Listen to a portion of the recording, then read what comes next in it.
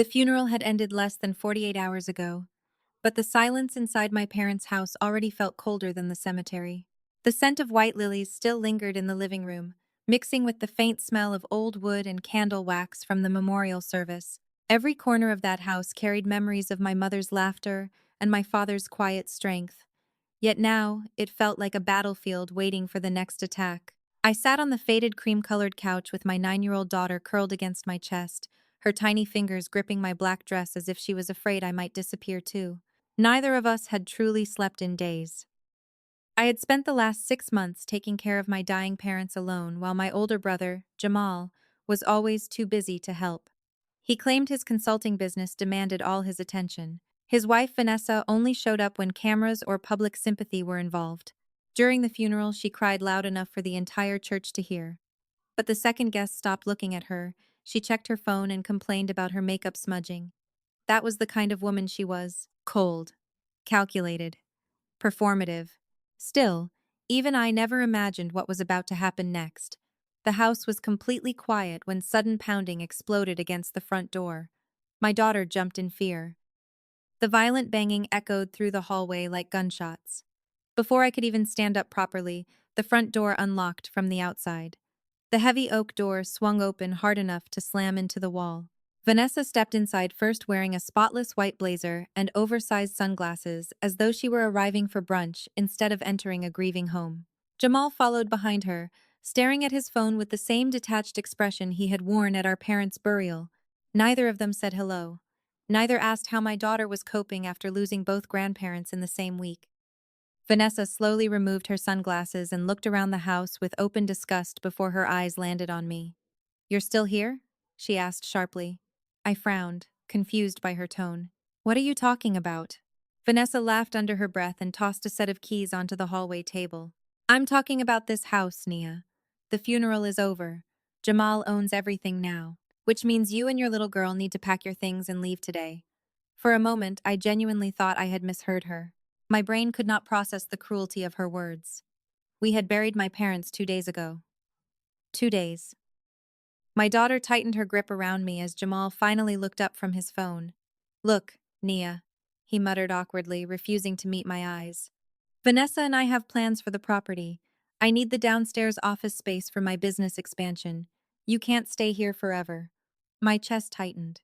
"Are you seriously throwing your sister and your niece out immediately after Mom and Dad died?" Jamal sighed impatiently like I was the one being unreasonable. "You're a grown woman. Figure it out." Vanessa crossed her arms and smiled cruelly. "The free ride is over." In that exact moment, standing in my parents' hallway while my daughter trembled beside me, I realized something horrifying. My brother and his wife were not grieving. They had been waiting for this. I stared at my brother in complete disbelief, waiting for him to laugh and admit this was some cruel misunderstanding born from grief and exhaustion. But Jamal did not laugh. He slipped his phone into the pocket of his expensive wool coat and leaned against the hallway wall like a man discussing a minor inconvenience instead of destroying the last remaining pieces of his family. My daughter slowly stepped out from behind me, her small eyes red from crying during the funeral. "Uncle Jamal?" she whispered softly. "Are we really leaving?" Jamal glanced down at her for barely a second before looking away again. He could not even face a child while doing this. Vanessa, however, had no such problem. She walked deeper into the living room, her heels clicking sharply against the hardwood floors my father had spent years restoring with his own hands. She ran her fingers across the antique cabinets and smiled greedily as if she were already redecorating the place in her mind. "Honestly, this house needs a complete renovation," she said casually. "Everything in here feels old and depressing." My stomach twisted painfully. My mother had picked out every piece of furniture in that room herself. The curtains still hanging by the windows were sewn by her own hands 20 years ago. Yet Vanessa spoke about the house like it was a cheap investment property she had just purchased online. I tightened my arms around my daughter and forced myself to stay calm. "We just buried Mom and Dad," I said quietly. "Can we at least discuss this after the will reading?" Vanessa turned toward me so fast her sunglasses nearly slipped off her face. "No," she snapped. "We've already discussed it. You've overstayed your welcome for years." I blinked at her words. "Overstayed my welcome?" She laughed coldly. "Please. Everyone knows you moved back here because you couldn't support yourself after your divorce. My chest tightened with rage, so sharp it almost stole my breath. She knew that was a lie. I had moved back because my mother's health collapsed after her second stroke. I had paused my career, left my luxury condo in Chicago, and spent months sleeping beside hospital beds while Jamal sent flowers and excuses. I was the one cleaning my father when he became too weak to stand. I was the one paying for medications insurance refused to cover. Meanwhile, Jamal and Vanessa spent weekends posting vacation pictures online, pretending they were Atlanta royalty. That's not true, my daughter whispered suddenly, her tiny voice trembling. Mommy took care of Grandma every day. Vanessa slowly looked down at her with an expression so cruel it made my blood run cold. Adults are talking, she said sharply. Stay out of this. My daughter immediately shrank back behind me. That single moment changed something inside me forever. There is a specific kind of anger that only exists when someone hurts your child. Until then, I had still been trying to believe grief was making them irrational. But looking into Vanessa's eyes, I realized she was enjoying this. She wanted us humiliated. She wanted us broken. Jamal finally cleared his throat awkwardly. Look, Nia, it doesn't have to be dramatic. Just pack what you need tonight. Tonight? I repeated. He nodded impatiently. Vanessa already scheduled contractors for tomorrow morning. We're converting the downstairs into office space. I stared at him in shock. You scheduled renovations before Mom and Dad were even buried? Neither of them answered. That silence told me everything. This had been planned long before the funeral ended. Vanessa suddenly opened her oversized designer handbag and pulled out several large black trash bags. She tossed them onto the couch directly beside my daughter. Use these, she said casually, and don't touch the silverware in the dining room. Some of it actually has value. My daughter gasped quietly behind me. I could physically feel her fear. The humiliation in that room became unbearable. Jamal rubbed the back of his neck and muttered, Don't make this harder than it needs to be. Harder? I almost laughed. My parents had barely been in the ground for 2 days, and my own brother was treating me like a homeless stranger trespassing on his property. Vanessa walked toward the staircase and glanced upward toward my parents' bedroom. Actually, she said thoughtfully, before you leave, I want the keys to your mother's jewelry cabinet. I stared at her in horror. What? The jewelry cabinet, she repeated impatiently. You know where the key is. Jamal's mother promised me that pearl necklace years ago. Jamal didn't correct her, didn't defend me, didn't defend our dead mother.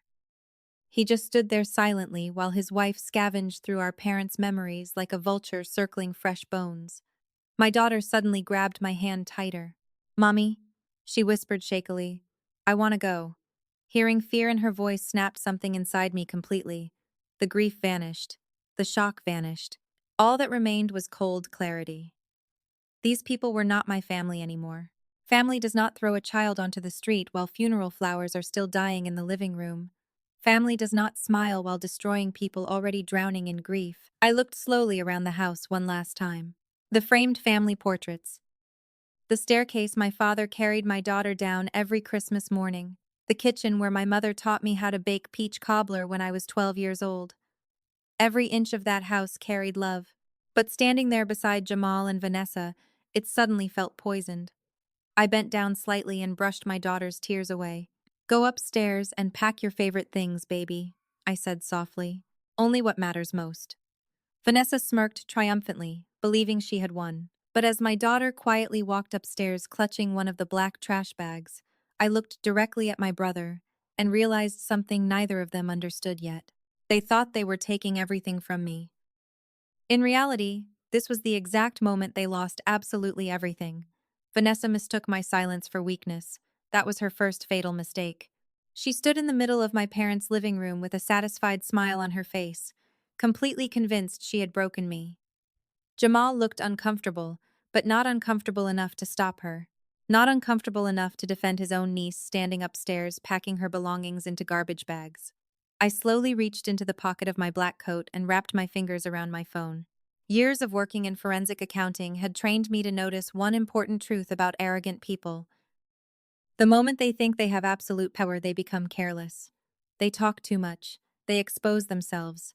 They stop hiding who they really are. I unlocked my phone without drawing attention and quietly opened the camera application. My hands were perfectly steady.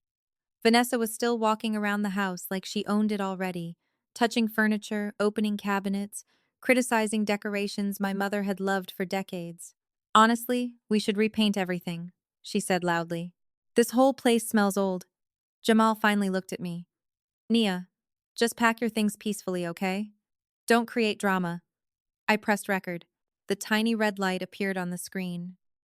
Drama? I repeated quietly, lifting the phone slightly.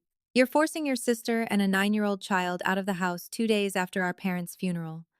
Vanessa rolled her eyes dramatically the second she noticed the camera pointed toward her. Oh my God, she laughed.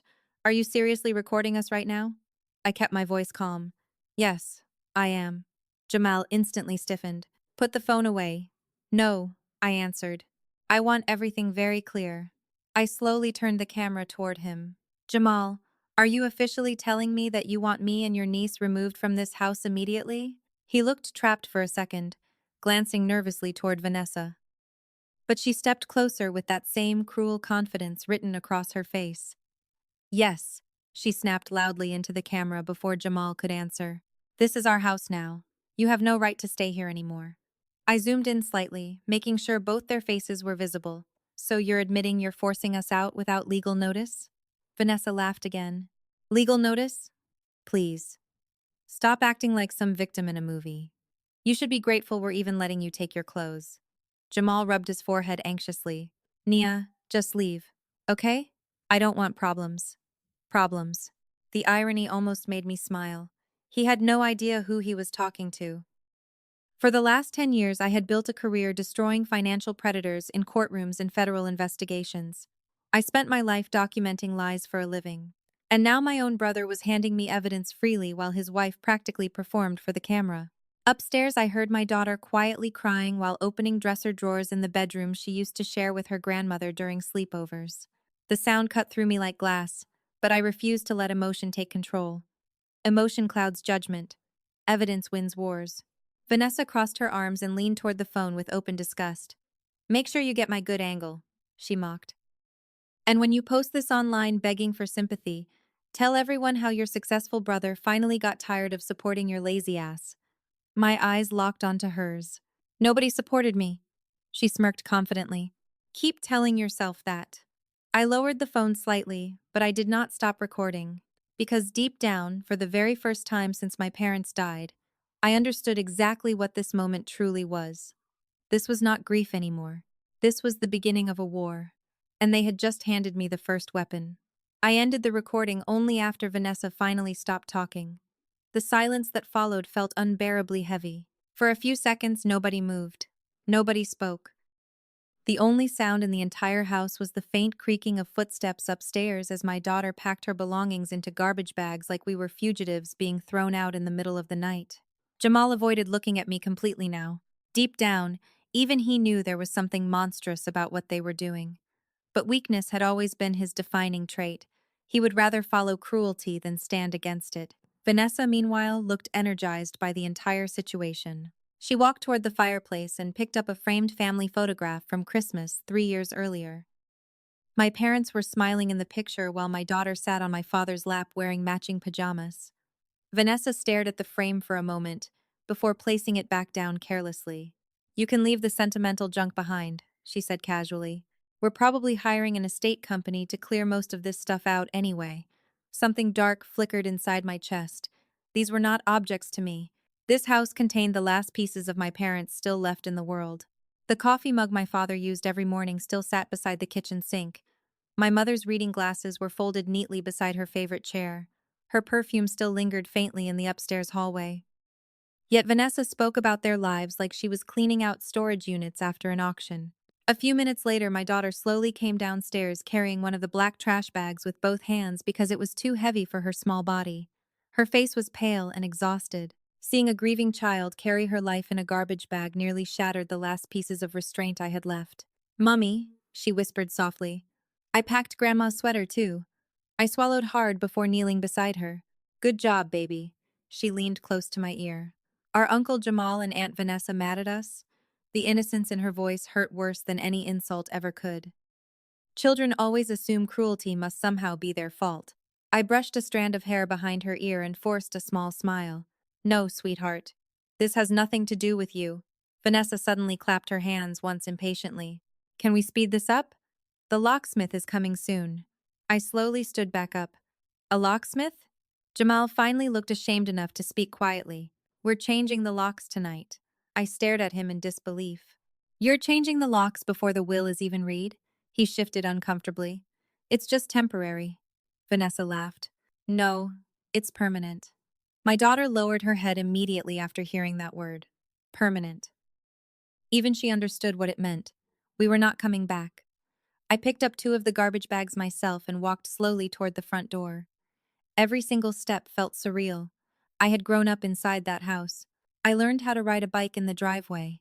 I studied for college exams at the kitchen table while my mother brought me tea late at night. After my divorce, this house became the only place that still felt safe.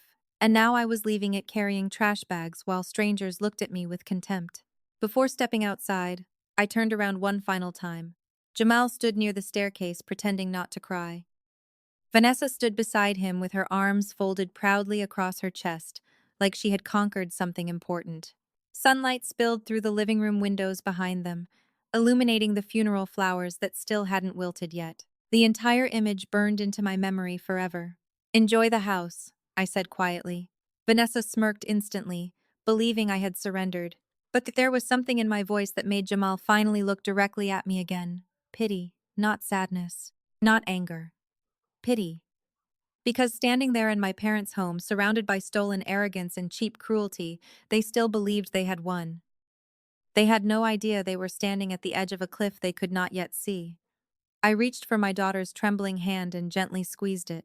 Then together, carrying black garbage bags filled with the remains of our lives, we walked out of my childhood home while the front door slowly closed behind us for what I thought would be the last time forever. The cold evening air hit my face the second we stepped outside. My daughter stood silently beside me on the front porch, clutching the black garbage bag against her chest, while the sound of Vanessa laughing echoed faintly from inside the house. A few neighbors had already begun peeking through their curtains. In wealthy suburban neighborhoods, humiliation travels fast. I could practically feel their curiosity crawling across my skin.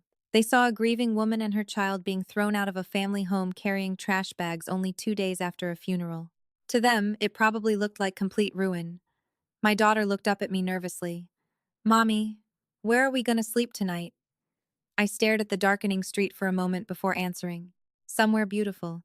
She frowned slightly, confused by my calmness. Honestly, she had every reason to be afraid. From the outside, we looked homeless, broken, defeated. Vanessa probably imagined us driving from motel to motel begging relatives for help. Jamal likely believed I would eventually come crawling back asking for money or forgiveness. Neither of them truly knew me at all. I opened the back of my SUV and gently placed the garbage bags inside. My daughter climbed quietly into the passenger seat, still holding her stuffed rabbit against her chest. As I closed the car door, the front door of the house suddenly opened behind us. Vanessa stepped onto the porch holding a glass of wine, already smiling like a queen admiring conquered territory. Don't forget to leave your house key in the mailbox, she shouted dramatically. And please don't come back making scenes in the neighborhood. We're trying to maintain property values around here. I slowly turned toward her. The porch light illuminated her satisfied expression while funeral flowers still sat beside the doorway. My God, she truly felt no shame. You should go inside, Vanessa, I said quietly. Her smile widened. Or what? I looked directly into her eyes. Nothing, I answered calmly. I just think this is the happiest you're ever going to feel for a very long time. For the first time that entire evening, her expression flickered slightly with uncertainty, but it disappeared almost instantly. She laughed loudly and walked back inside, slamming the front door behind her. My daughter looked at me carefully once I got into the driver's seat. Mommy, she whispered, why are you not crying? I started the engine slowly. The dashboard lights illuminated the tears drying on her small cheeks. Because crying won't protect us anymore. We drove away from the house in complete silence. The neighborhood streets glowed softly beneath expensive street lamps while massive homes stretched endlessly around us. I had spent years believing that house represented safety and family. Now it looked like a graveyard in my rearview mirror. About 20 minutes later, the Atlanta skyline rose ahead of us, glittering against the dark sky like silver fire. My daughter sat up slightly when she realized we were heading downtown instead of toward the cheaper outskirts of the city. "Where are we going?" she asked again. This time I smiled faintly. "You'll see." I guided the SUV beneath the grand covered entrance of the Four Seasons Hotel in Midtown Atlanta. The valet attendants immediately rushed forward the second they saw my vehicle. One of them opened my door respectfully while another hurried toward the passenger side for my daughter. Her eyes widened in confusion as she stared at the enormous marble entrance glowing beneath golden chandeliers. "Mommy," she whispered, "are we allowed to be here?" I almost broke hearing that question. Somewhere during the last hour, my little girl had started believing we no longer belonged in beautiful places. I gently took her hand. "Baby," I said softly, "we belong anywhere we choose to go." Inside the lobby, soft piano music floated through the air while wealthy guests moved quietly beneath crystal lighting. The scent of fresh orchids filled the room. My daughter stared around in amazement as we approached the reception desk. The concierge greeted me politely. "Welcome back, miss." "Carter." My daughter's eyes immediately snapped toward me. "Back?" she repeated softly. I ignored the surprise in her voice and looked calmly at the concierge. "I'd like the executive two-bedroom suite for at least 2 weeks." "Of course, miss." "Carter," he replied instantly. "Your usual penthouse floor is available." My daughter slowly looked up at me as the concierge handed over the room keys with both hands. Confusion mixed with disbelief across her face. Because in that exact moment, for the first time since leaving the house, she realized something important. Her mother was not helpless, not even close. The elevator doors opened silently onto the top floor of the hotel, revealing a private hallway lined with soft golden lights and thick cream-colored carpet that muted every footstep. My daughter walked beside me, still holding her stuffed rabbit, but some of the fear had finally begun fading from her face. Children recover quickly when they feel safe again. I slid the keycard against the lock and pushed open the door to the executive suite. Floor-to-ceiling windows immediately revealed the glittering Atlanta skyline beneath the night sky. The city lights stretched endlessly in every direction like rivers of gold. My daughter froze in the doorway. "Mommy," she breathed. "This place is huge." The suite was larger than the first apartment I rented after college. A grand piano stood near the windows beside a marble dining table. The living room held velvet furniture arranged around a modern fireplace, while soft jazz music played quietly from hidden speakers.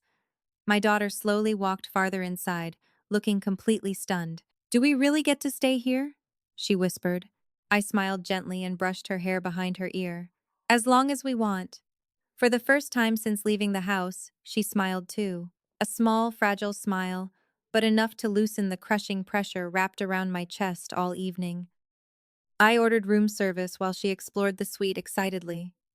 20 minutes later, she sat cross-legged on the giant hotel bed eating warm macaroni and cheese while watching cartoons beneath expensive silk blankets. The contrast between this peaceful room and the cruelty we left behind felt surreal, but deep down I knew tonight was not the ending of something. It was the beginning. After my daughter finally fell asleep, I quietly closed her bedroom door and walked back into the living room alone. The city skyline glowed beyond the windows, while thunder rumbled faintly somewhere far in the distance. I loosened the collar of my black dress, removed my heels, and slowly sat down at the marble dining table. For a few seconds, I simply stared at the darkness outside. Then the grief disappeared from my face completely. What replaced it was something colder, sharper, focused. I reached for my leather laptop bag and unzipped it carefully. Inside sat my encrypted work laptop along with two external hard drives protected by military-grade security software. Most people believed forensic accountants spent their lives buried in boring spreadsheets. They had no idea what my real work looked like. My clients included federal agencies, corporate fraud divisions, and private investigators who paid enormous amounts of money to uncover hidden theft buried beneath layers of lies. I specialized in finding financial predators who believed they were smarter than everyone else. Men like Jamal, women like Vanessa. I powered on the laptop and entered a series of passwords from memory. Blue light illuminated my face as the system loaded. The moment the desktop appeared, I opened a secure folder labeled Family Archive. Months ago, when my father first became seriously ill, I noticed strange things happening around the house. Missing bank statements, late payment notices hidden beneath magazines, credit card envelopes addressed to companies my parents never used. Jamal always had excuses. business investments, temporary cash flow problems, delayed reimbursements. But instinct is everything in my profession, and my instincts had started screaming long before tonight. Quietly, without telling anyone, I began copying financial records every time I visited the house: tax returns, mortgage files, banking statements, retirement portfolios, insurance documents, everything. Now those files covered my screen like pieces of a massive unfinished puzzle. I leaned back slightly and began tracing the transactions line by line.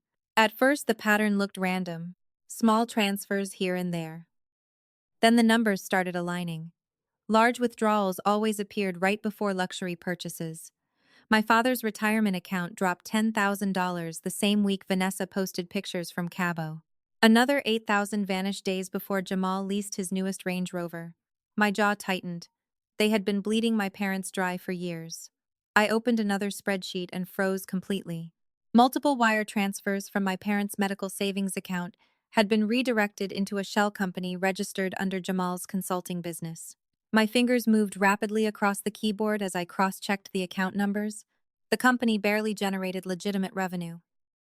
Most of the money leaving the account funded restaurant bills, luxury stores, country club memberships, and travel expenses. My brother wasn't running a successful consulting firm. He was running a lifestyle funded by dying parents. Rage pulsed through my chest, but I forced myself to stay calm. Emotion clouds precision.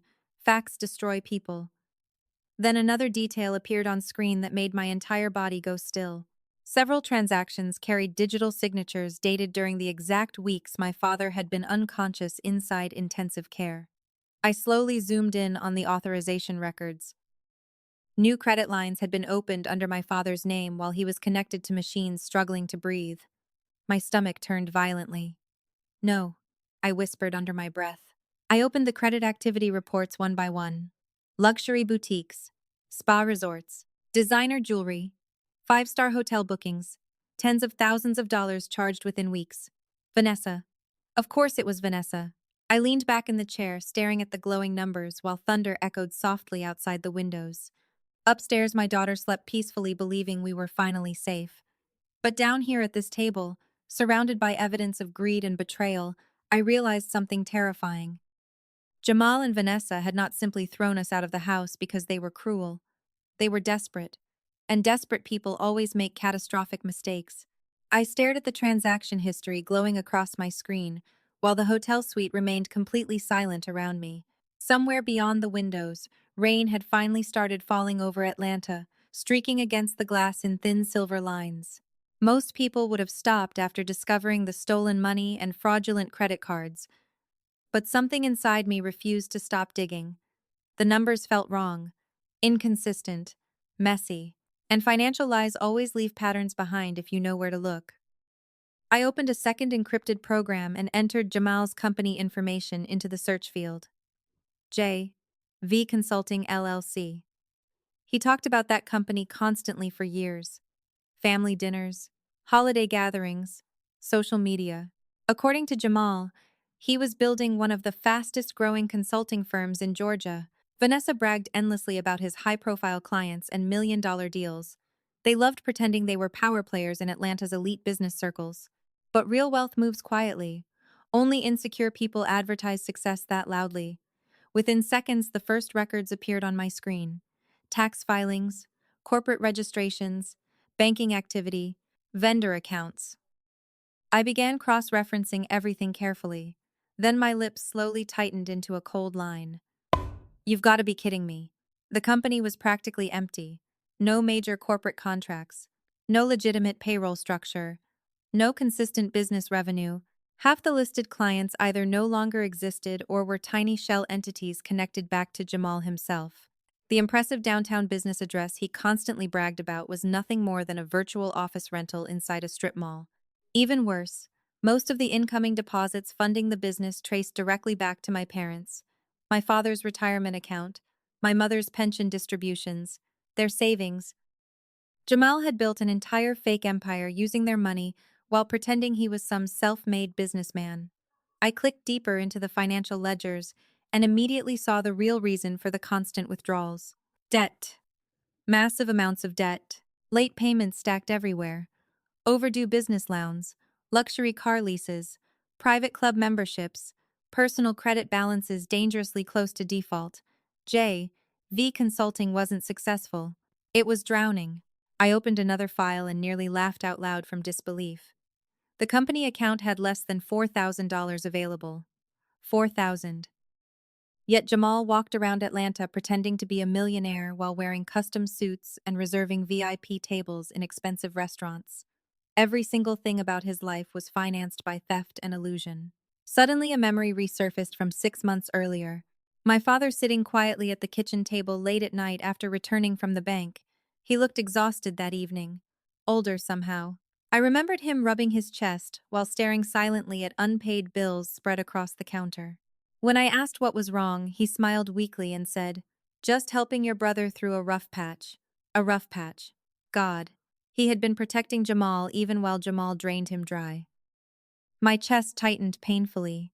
Parents like mine often mistake enabling for love. They spend years rescuing one child over and over until the rescue itself becomes the poison destroying the entire family. I continued tracing transactions and noticed another disturbing pattern. Every time my parents transferred large sums into Jamal's company, Vanessa's spending exploded within days afterward. Luxury boutiques in Buckhead, weekend spa retreats, international flights, five-star resorts. She wasn't simply enjoying the money. She was consuming it like someone terrified the fantasy might disappear tomorrow, because deep down she probably knew it eventually would. Then I found something that made my entire body go cold. A document labeled Emergency Capital Injection Agreement. I opened it immediately. The file revealed that 6 months earlier, Jamal had personally guaranteed several failing business debts using collateral connected to family-owned property assets. My pulse slowed dangerously. "No," I whispered again. I scanned the pages faster now. Loan extensions, default warnings, interest penalties. Every page grew uglier than the last. Jamal wasn't simply borrowing money anymore. He was gambling with things he never truly owned. My phone suddenly buzzed against the marble table, breaking the silence sharply.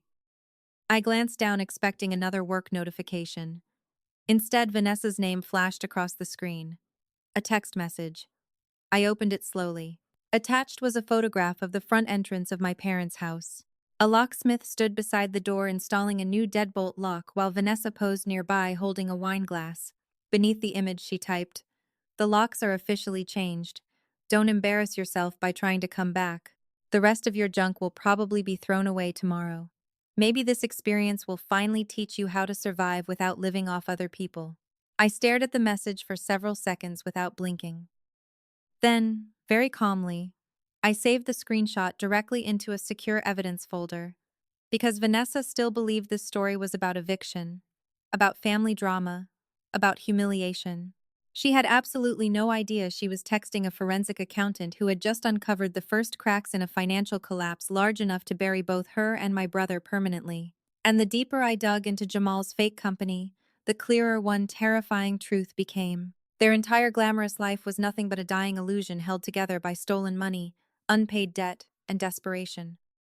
The rain outside intensified as midnight crept closer, tapping steadily against the massive hotel windows, while financial records continued glowing across my laptop screen. I had already uncovered enough evidence to destroy Jamal's fake business reputation forever, yet something told me the worst part still remained hidden beneath the surface. People like Jamal and Vanessa never collapse gracefully. They claw at everyone around them while pretending they are still in control. And right on cue, my phone buzzed again across the marble table. Another message from Vanessa. I glanced at the screen without emotion now. Her cruelty no longer shocked me. It simply revealed more of who she truly was. This time she sent multiple photos in a row. The first showed several cardboard boxes sitting on the front lawn outside my parents' house beneath the rain. The second photo zoomed closer. My daughter's clothes were visible inside one of the soaked boxes. The third picture made my stomach tighten violently.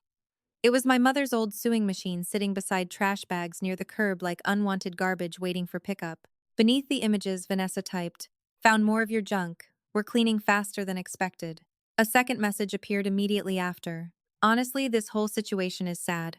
A grown woman with no house, no husband, and a kid depending on her."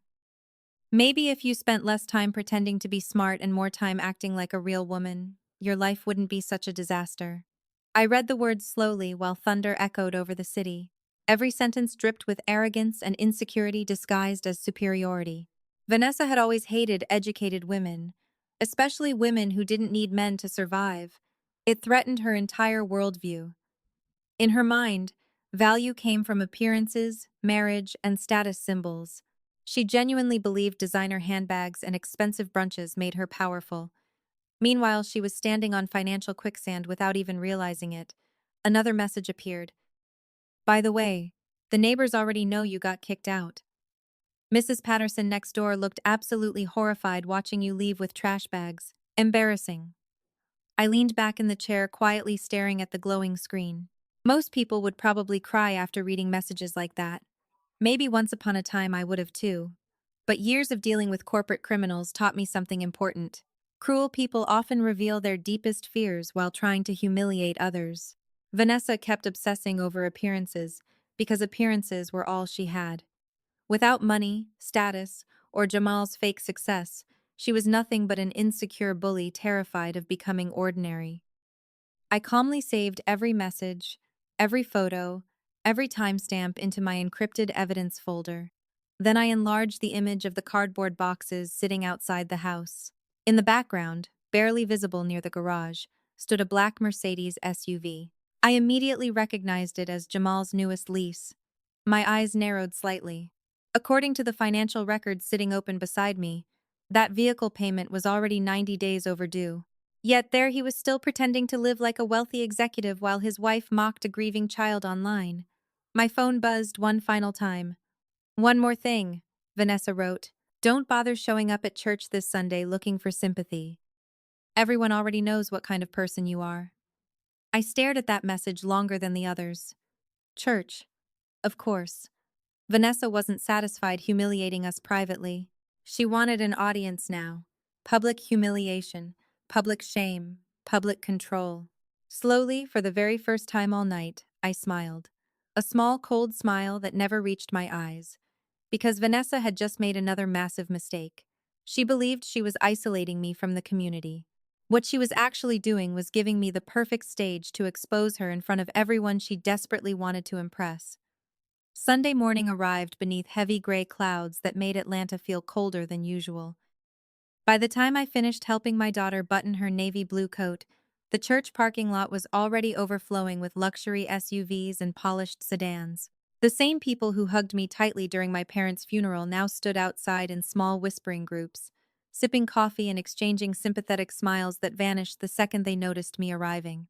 I could feel it immediately. The shift in the atmosphere. The judgment. My daughter reached for my hand as we walked toward the front entrance of New Grace Baptist Church. Mommy, she whispered nervously, why is everybody staring at us? I forced my expression to remain calm even though I already knew the answer. Vanessa had been busy, very busy. Conversations suddenly stopped as we passed groups of church members beneath the covered entrance. Some people avoided eye contact completely.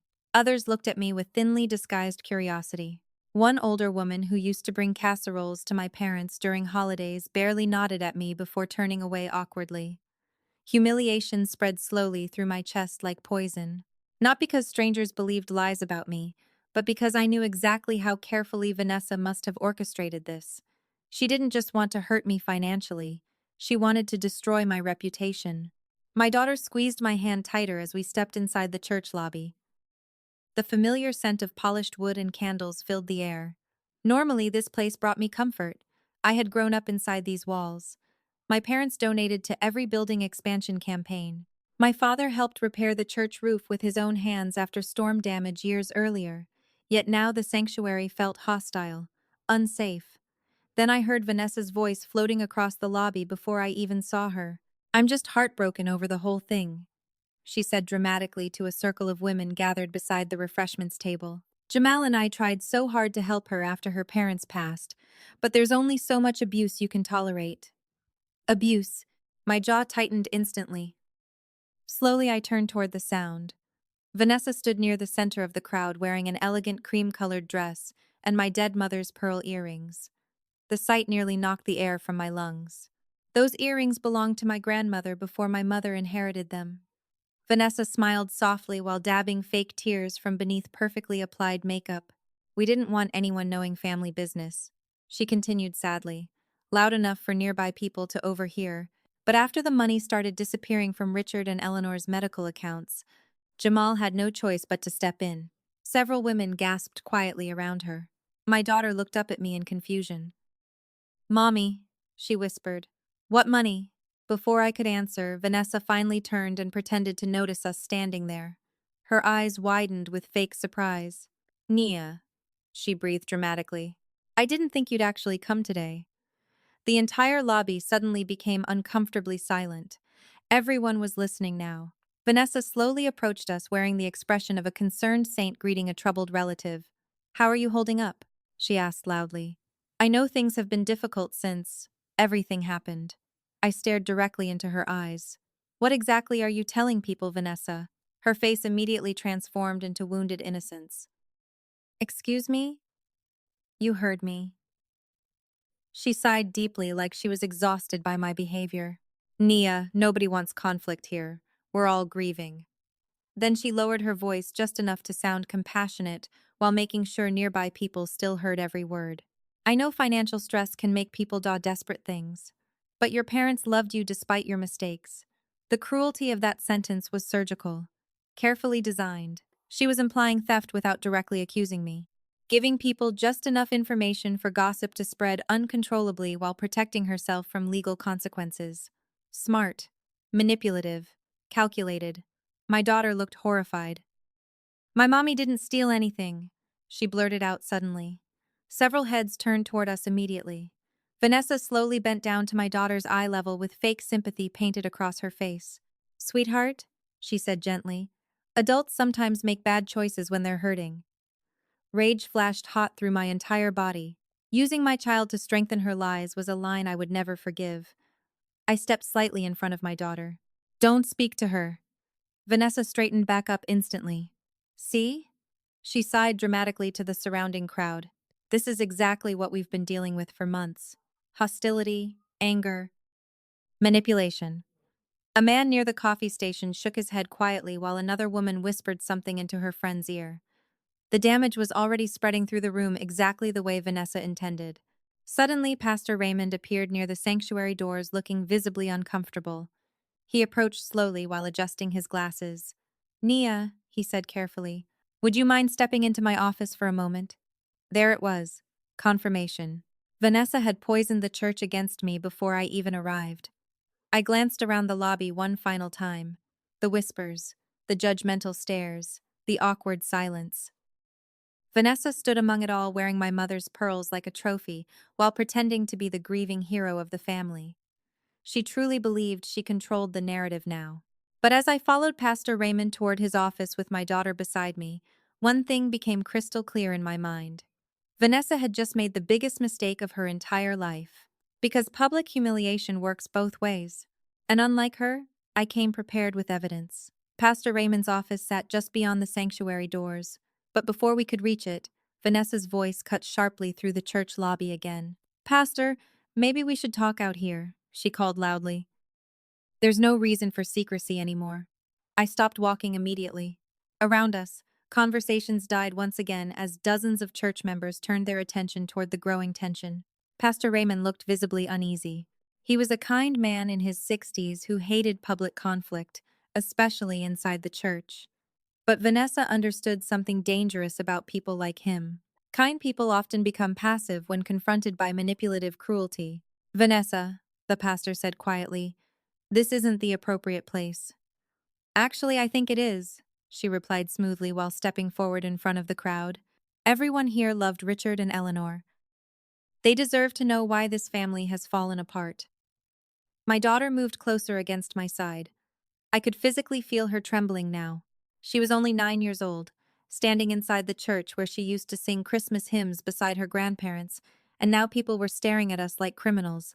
Vanessa slowly folded her hands together, lowering her head as if she were about to deliver a prayer instead of a public execution. "Jamal and I stayed quiet for months," she began sadly, "because we wanted to protect family dignity. But after everything Nia has done, we can't keep pretending anymore. Murmurs spread instantly through the lobby. I remained silent, watching her carefully. Let her talk. Arrogant liars always reveal too much eventually. While Richard and Eleanor were dying, Vanessa continued. Large amounts of money started disappearing from their accounts. Hospital funds, savings, retirement distributions. Jamal tried handling it privately, but every conversation turned into manipulation and threats. A woman near the front gasped softly. Another shook her head in disappointment while glancing toward me. Pastor Raymond rubbed his forehead anxiously. Vanessa, accusations like these are serious. I know they are, she answered immediately. That's why we finally had to ask Nia to leave the house. My daughter suddenly looked up at me with tears filling her eyes. Mommy, she whispered shakily. The sound nearly shattered my restraint. Vanessa noticed it too. And unbelievably, she smiled. A tiny smile. Quick enough most people would miss it. But I saw it. She was enjoying this. Every second of it. She wanted me humiliated in front of the community that raised me. She wanted my daughter traumatized. She wanted complete social destruction. Then she reached into her designer purse and pulled out a folded $100 bill. Honestly, she sighed dramatically while extending it toward me. I know things must be hard financially right now. Maybe use this to get the little one something warm to eat. The entire room froze. My daughter looked horrified. Heat exploded through my chest so violently I almost couldn't breathe. She wasn't just insulting me anymore. She was turning us into charity entertainment for an audience. Several people looked uncomfortable now, but nobody spoke. Nobody stopped her. That was the terrifying thing about public humiliation. Once a crowd chooses a narrative, most people become cowards. They follow the emotional momentum instead of questioning facts. Vanessa gently waved the money toward me again. Take it, she said softly, pretending kindness. There's no shame in needing help. I stared at the bill for several seconds without moving. Then slowly, very slowly, I lifted my eyes to hers. Keep it, I said quietly. You're going to need it far more than I ever will. For the first time all morning, her expression flickered. Just slightly. But she recovered fast. Still arrogant, she laughed toward the crowd. Even after everything. Jamal finally appeared near the sanctuary entrance looking deeply uncomfortable. He clearly hadn't expected the confrontation to escalate this publicly. Vanessa, he muttered quietly. Maybe we should calm down. She ignored him completely. No, she snapped while staring directly at me. People deserve to know the truth. They deserve to know why your own brother had to remove you from the family home. My voice remained perfectly calm. Tell them the full story then. Vanessa crossed her arms confidently. Gladly. I tilted my head slightly. Tell them who stayed in the hospital every night while Dad was dying. Silence. Tell them who paid for Mom's medication when insurance stopped covering treatments. More silence. Several people in the crowd began exchanging uncertain looks now. Vanessa's jaw tightened slightly. I took one slow step closer. Tell them where Jamal was while I was cleaning our father after he lost the ability to walk. Jamal looked down instantly. Vanessa answered quickly before he could speak. That has nothing to do with stealing money. Interesting choice of words, I replied softly. Because I never mentioned stealing. The atmosphere shifted immediately. Tiny, supple, but enough. Pastor Raymond noticed it too. Vanessa's confidence cracked for half a second before she forced another fake smile. Everyone knows what kind of person you are, Nia. I almost felt sorry for her then. Almost. Because she still believed this confrontation was emotional, personal, chaotic. She thought she was dealing with a grieving woman reacting from pain. She had absolutely no idea she was standing across from someone who built her entire career dismantling liars, publicly using evidence. My daughter squeezed my hand nervously as the entire church watched us in complete silence. Then, very calmly, I reached into my handbag and pulled out my phone. Vanessa's eyes narrowed immediately. What are you doing? She asked carefully. I unlocked the screen without breaking eye contact. Ending this. The confidence slowly disappeared from her face for the very first time. The moment my phone appeared in my hand, the atmosphere inside the church lobby changed completely. Vanessa's confident smile tightened almost instantly, while Jamal looked like a man suddenly realizing the floor beneath him might collapse. Around us, church members leaned closer in silence. sensing that something important was about to happen. I unlocked my screen calmly and raised my eyes toward Vanessa. You wanted everyone to hear the truth, I said quietly. So let's make sure they hear all of it. Vanessa laughed nervously. Oh, please. More drama? I ignored her and turned slightly toward Pastor Raymond. Pastor, before this goes any further, I want to ask you something simple. Have you personally seen any evidence that I stole money from my parents? He hesitated. Well, no. Did Jamal or Vanessa ever provide bank statements? No. Police reports? No. Financial documents? He swallowed awkwardly. No. I nodded slowly. So the entire church has been judging me based on rumors. A few uncomfortable faces lowered immediately around the room. Vanessa stepped forward quickly. We didn't want public embarrassment, she snapped. We were trying to protect your parents' reputation. Really? I asked softly. That's interesting. I tapped my phone screen once. Then I turned the volume all the way up. Suddenly, Vanessa's own voice exploded through the silent lobby. Yes, I am. This is our house now. You have no right to stay here anymore. Several people immediately looked shocked. Vanessa froze. Jamal's face drained of color. I continued playing the recording calmly. Legal notice? Please. Stop acting like some victim in a movie. You should be grateful we're even letting you take your clothes. Murmurs erupted instantly around the church lobby. One older woman covered her mouth in disbelief. Another whispered, "Oh my God." Vanessa lunged forward angrily. "Turn that off." I stepped back smoothly.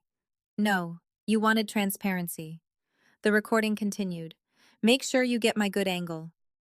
And when you post this online begging for sympathy, tell everyone how your successful brother finally got tired of supporting your lazy ass." Jamal shut his eyes completely as if he physically could not bear hearing it aloud. But I wasn't finished. Not even close. I lowered the phone slowly and looked around the room. That recording was taken less than 48 hours after our parents' funeral. Silence swallowed the church. Thick, heavy, suffocating. Then I opened another folder on my phone and connected wirelessly to the large television screen mounted beside the church fellowship hall.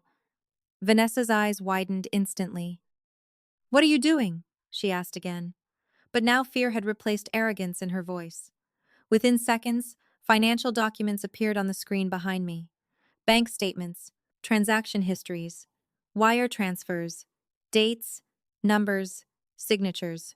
"I'm a forensic accountant," I said calmly to the crowd. "For the last 10 years, I've specialized in investigating financial fraud, including elder financial abuse." Several people exchanged shocked glances immediately. Pastor Raymond stared at the documents behind me in confusion. I pointed toward the first highlighted transaction. This account belonged to my parents' medical savings fund. Money specifically reserved for cancer treatment and long-term care. I pressed the screen again. More transfers appeared. Over the last 2 years, more than $400,000 disappeared from that account. Vanessa shook her head rapidly. "Those are lies." "Are they?" I replied softly. I enlarged the transaction details. "Because these transfers all route directly into J.V. Consulting LLC." Jamal looked physically ill now. Sweat glistened along his forehead. The crowd remained absolutely silent. "That company," I continued, "belongs to my brother." Pastor Raymond stepped closer to the screen, adjusting his glasses carefully. "Dear Lord." I tapped again. Luxury purchase records filled the display. Designer stores, spa resorts, jewelry boutiques, international travel expenses, five-star hotels. These purchases were made days after money disappeared from my parents' treatment account. Vanessa's breathing became uneven. "You hacked our accounts," she shouted desperately. I almost smiled. Desperation always makes liars sloppy. "No," I answered calmly. "I investigated financial records connected to my dying parents after noticing suspicious activity." I turned slowly toward the crowd. While I was sleeping in hospital chairs beside my father, someone was charging luxury vacations using money meant for his treatment. Audible gasps spread across the room. One elderly church member stared directly at Vanessa with visible disgust now. Another whispered angrily to Jamal, "How could you do this to your own parents?" Vanessa immediately pointed at me. "She's twisting everything." "Am I?" I replied quietly. Then I opened the final file. The room went completely still the second the screen displayed credit applications signed under my father's name while he was unconscious in intensive care. Pastor Raymond's face went pale. These credit lines were opened while my father was physically incapable of signing documents himself, I said. The purchases attached to these cards include designer handbags, spa memberships, and luxury retail spending. I zoomed in slowly on the billing information. Vanessa's home address appeared clearly on screen. Someone in the crowd muttered, "Jesus Christ." Jamal finally stepped forward weakly. "Nia, maybe we should discuss this privately." I looked directly at him. "Privately?" My voice stayed calm, but something cold moved beneath it now. "You threw your sister and your niece into the street publicly. Your wife humiliated my child publicly. You spread lies about me publicly inside the church my parents helped build. So no, Jamal, we are far beyond private." Vanessa suddenly exploded. "You think you're better than us because you make money?" she screamed. "You've always judged us." "No," I answered softly. "I judged the choices you made." Then I stepped closer. "And the worst part is, Mom and Dad still loved you anyway." That sentence hit harder than any accusation. Jamal's eyes filled instantly with shame. But Vanessa kept spiraling. "You're trying to destroy us," she shouted hysterically. For the first time all morning, I allowed my mask to crack slightly, just enough for the pain underneath to show. "No, Vanessa," I said quietly. "You destroyed yourselves the moment you started stealing from face and terrorizing a child." Complete silence followed. Even the air inside the church felt frozen. Then something shifted permanently. People who had looked at me with suspicion earlier were now staring at Vanessa and Jamal with horror. Disgust. Betrayal. The narrative had collapsed in real time, and Vanessa knew it. Her breathing grew faster while panic spread visibly across her face. Because bullies survive by controlling perception. The moment the truth appears publicly, their power dies instantly. Pastor Raymond slowly removed his glasses and looked directly at Jamal with heartbreak written across his face. "Tell me this isn't true." Jamal opened his mouth, but no words came out. That silence was answer enough. Vanessa looked around desperately at the crowd that had admired her only minutes earlier, but the sympathy was gone now. Completely gone. And standing there beneath the church lights while financial crimes glowed across the giant screen behind me, I finally watched fear enter her eyes for the very first time. Fear lasted on Vanessa's face for only a few seconds before rage replaced it completely. The transformation was almost frightening to watch. Her breathing became sharp and uneven while humiliation burned through every ounce of fake elegance she had carried into the church that morning. People were no longer admiring her, they were staring at her with disgust. And for someone like Vanessa, public humiliation felt worse than death itself. "This is insane!" she suddenly screamed, her voice echoing violently through the sanctuary lobby. "You manipulated all of this." I stood perfectly still while she pointed at me with trembling fingers. "You hacked private information. You're obsessed with ruining us because you're jealous." The accusation sounded desperate even to her own ears. Church members exchanged uncomfortable glances while slowly distancing themselves from her physically. Just minutes earlier, they had surrounded her with sympathy. Now nobody wanted to stand too close. Jamal stepped forward weakly. "Vanessa, stop talking." "No," she snapped, spinning toward him with pure fury. "This is your fault. I told you she was dangerous." Dangerous. The word almost made me laugh. After stealing from dying parents, humiliating a child, and publicly slandering me inside a church, she still somehow saw herself as the victim. Narcissists always do. Pastor Raymond raised his voice carefully. "Vanessa, enough. This is God's house." She turned toward him instantly. "Don't preach to me right now." The entire room froze in shock. Pastor Raymond had led that church for nearly 30 years. I had never once heard anyone speak to him with disrespect, but Vanessa had lost control now. Completely. And uncontrolled people expose their true nature fast. She suddenly marched toward me until only inches separated us. My daughter immediately moved behind my legs in fear. Vanessa noticed that too. Her eyes dropped briefly toward my child before lifting back to mine with something ugly flickering behind them. "You think this little performance changes anything?" She hissed quietly enough that only I could hear clearly. "You have no idea who you're messing with." I didn't move. "No, Vanessa. I know exactly who I'm dealing with." Her jaw tightened violently. "You should have stayed quiet." Then she leaned closer. Because now this gets ugly. The threat in her voice was unmistakable. Around us, the church remained painfully silent. Everyone sensed the situation crossing into something darker now. Jamal grabbed Vanessa's arm nervously. Let's just leave. She ripped her arm away aggressively. Not until she understands something. Slowly, she looked directly at my daughter again. A child needs stability, she said coldly. Would be tragic if certain people started questioning whether she's safe with a mother constantly involved in financial scandals. My blood turned ice cold. There it was, the real threat. Not against me, against my daughter. Every protective instinct inside me detonated instantly beneath the surface, but years of controlling emotions during investigations kept my expression calm. Barely. Careful, I said quietly. Vanessa smiled slowly, but there was no warmth left in it now. You embarrassed me publicly today. Do you honestly think I'm just going to walk away? You embarrassed yourself. Her eyes darkened completely. You have no idea what I can do. I stepped slightly closer until we stood face to face. And you have no idea how much evidence I haven't shown yet. That finally hit her. Real fear flickered beneath the rage again. Because deep down, Vanessa knew something terrifying now. If this was what I exposed publicly inside a church, then there was probably far worse hidden behind my silence. Jamal looked like he wanted the floor to swallow him whole. Nia, he muttered weakly. Please, just stop. I turned toward him slowly. Did you stop when your wife threw your niece into the street carrying trash bags? He lowered his eyes immediately. Shame rolled off him in waves now. But it was too late for shame. Much too late. Vanessa suddenly laughed sharply, almost hysterically. Fine, she snapped while grabbing her purse violently. Enjoy your little moment. She pointed directly at me again. But trust me, this isn't over. Then she looked down at my daughter one final time. Not even close. Before anyone could respond, she spun around and stormed toward the church exit in furious silence, her heels striking the marble floors like gunshots.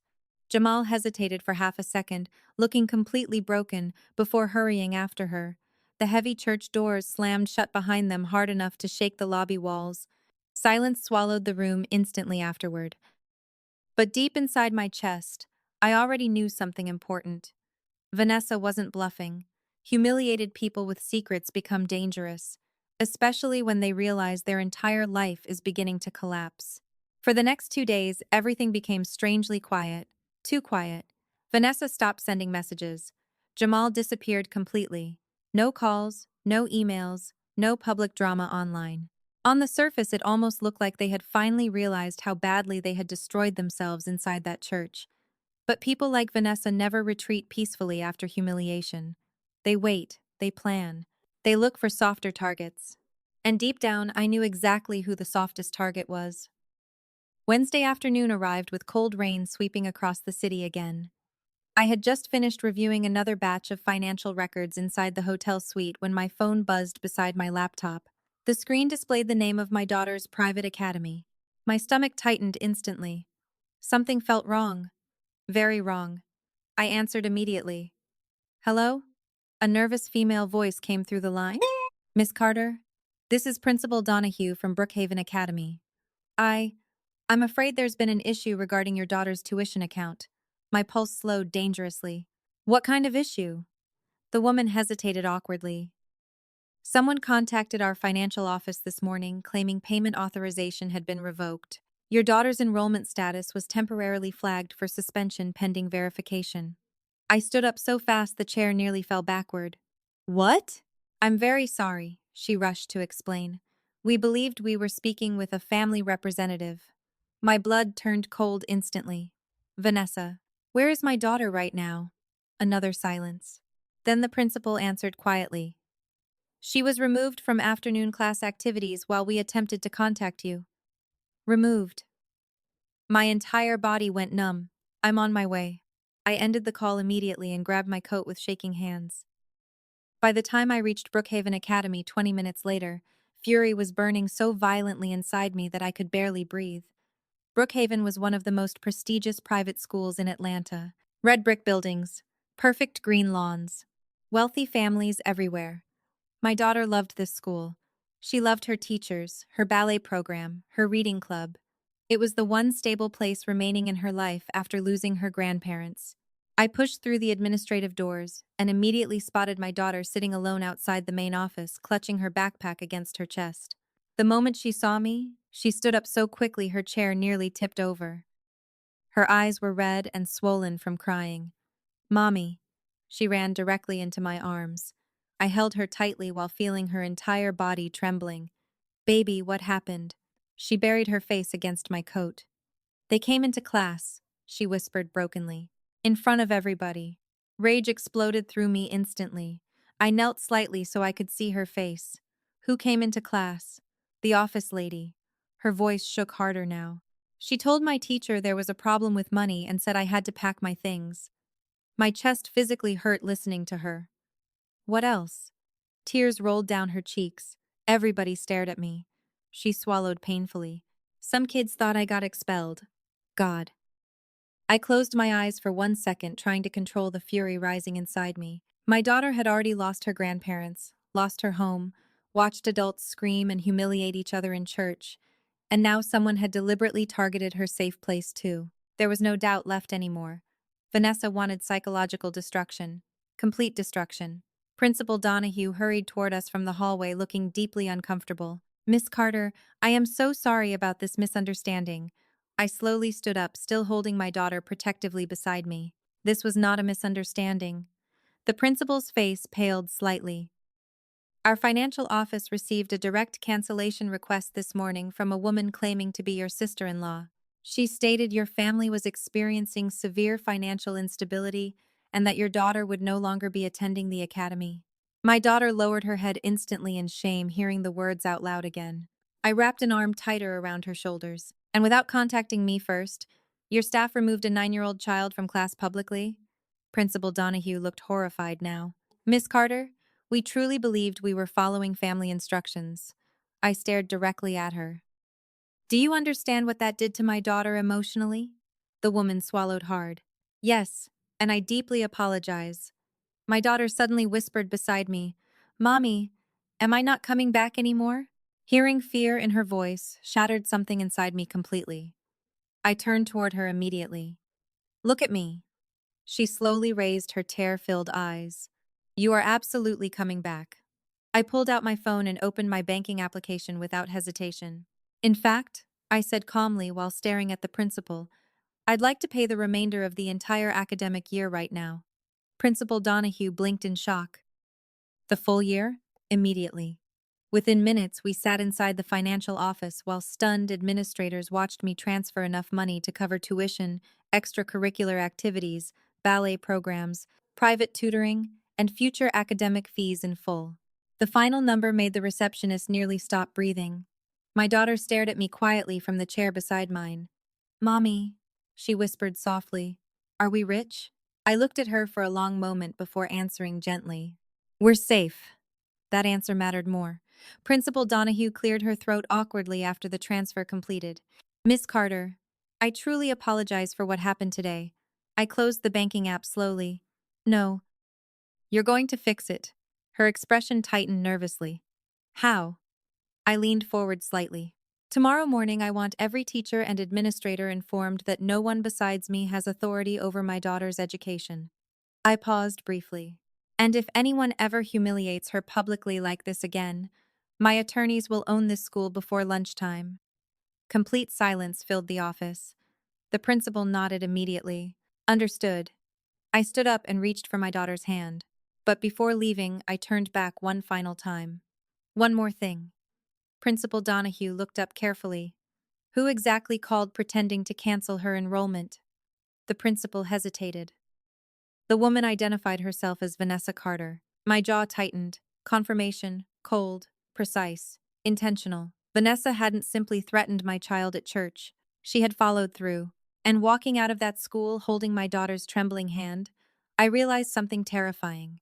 I was no longer dealing with ordinary greed or family betrayal anymore. I was dealing with someone willing to emotionally destroy a child just to punish me. The drive back to the hotel felt unbearably quiet.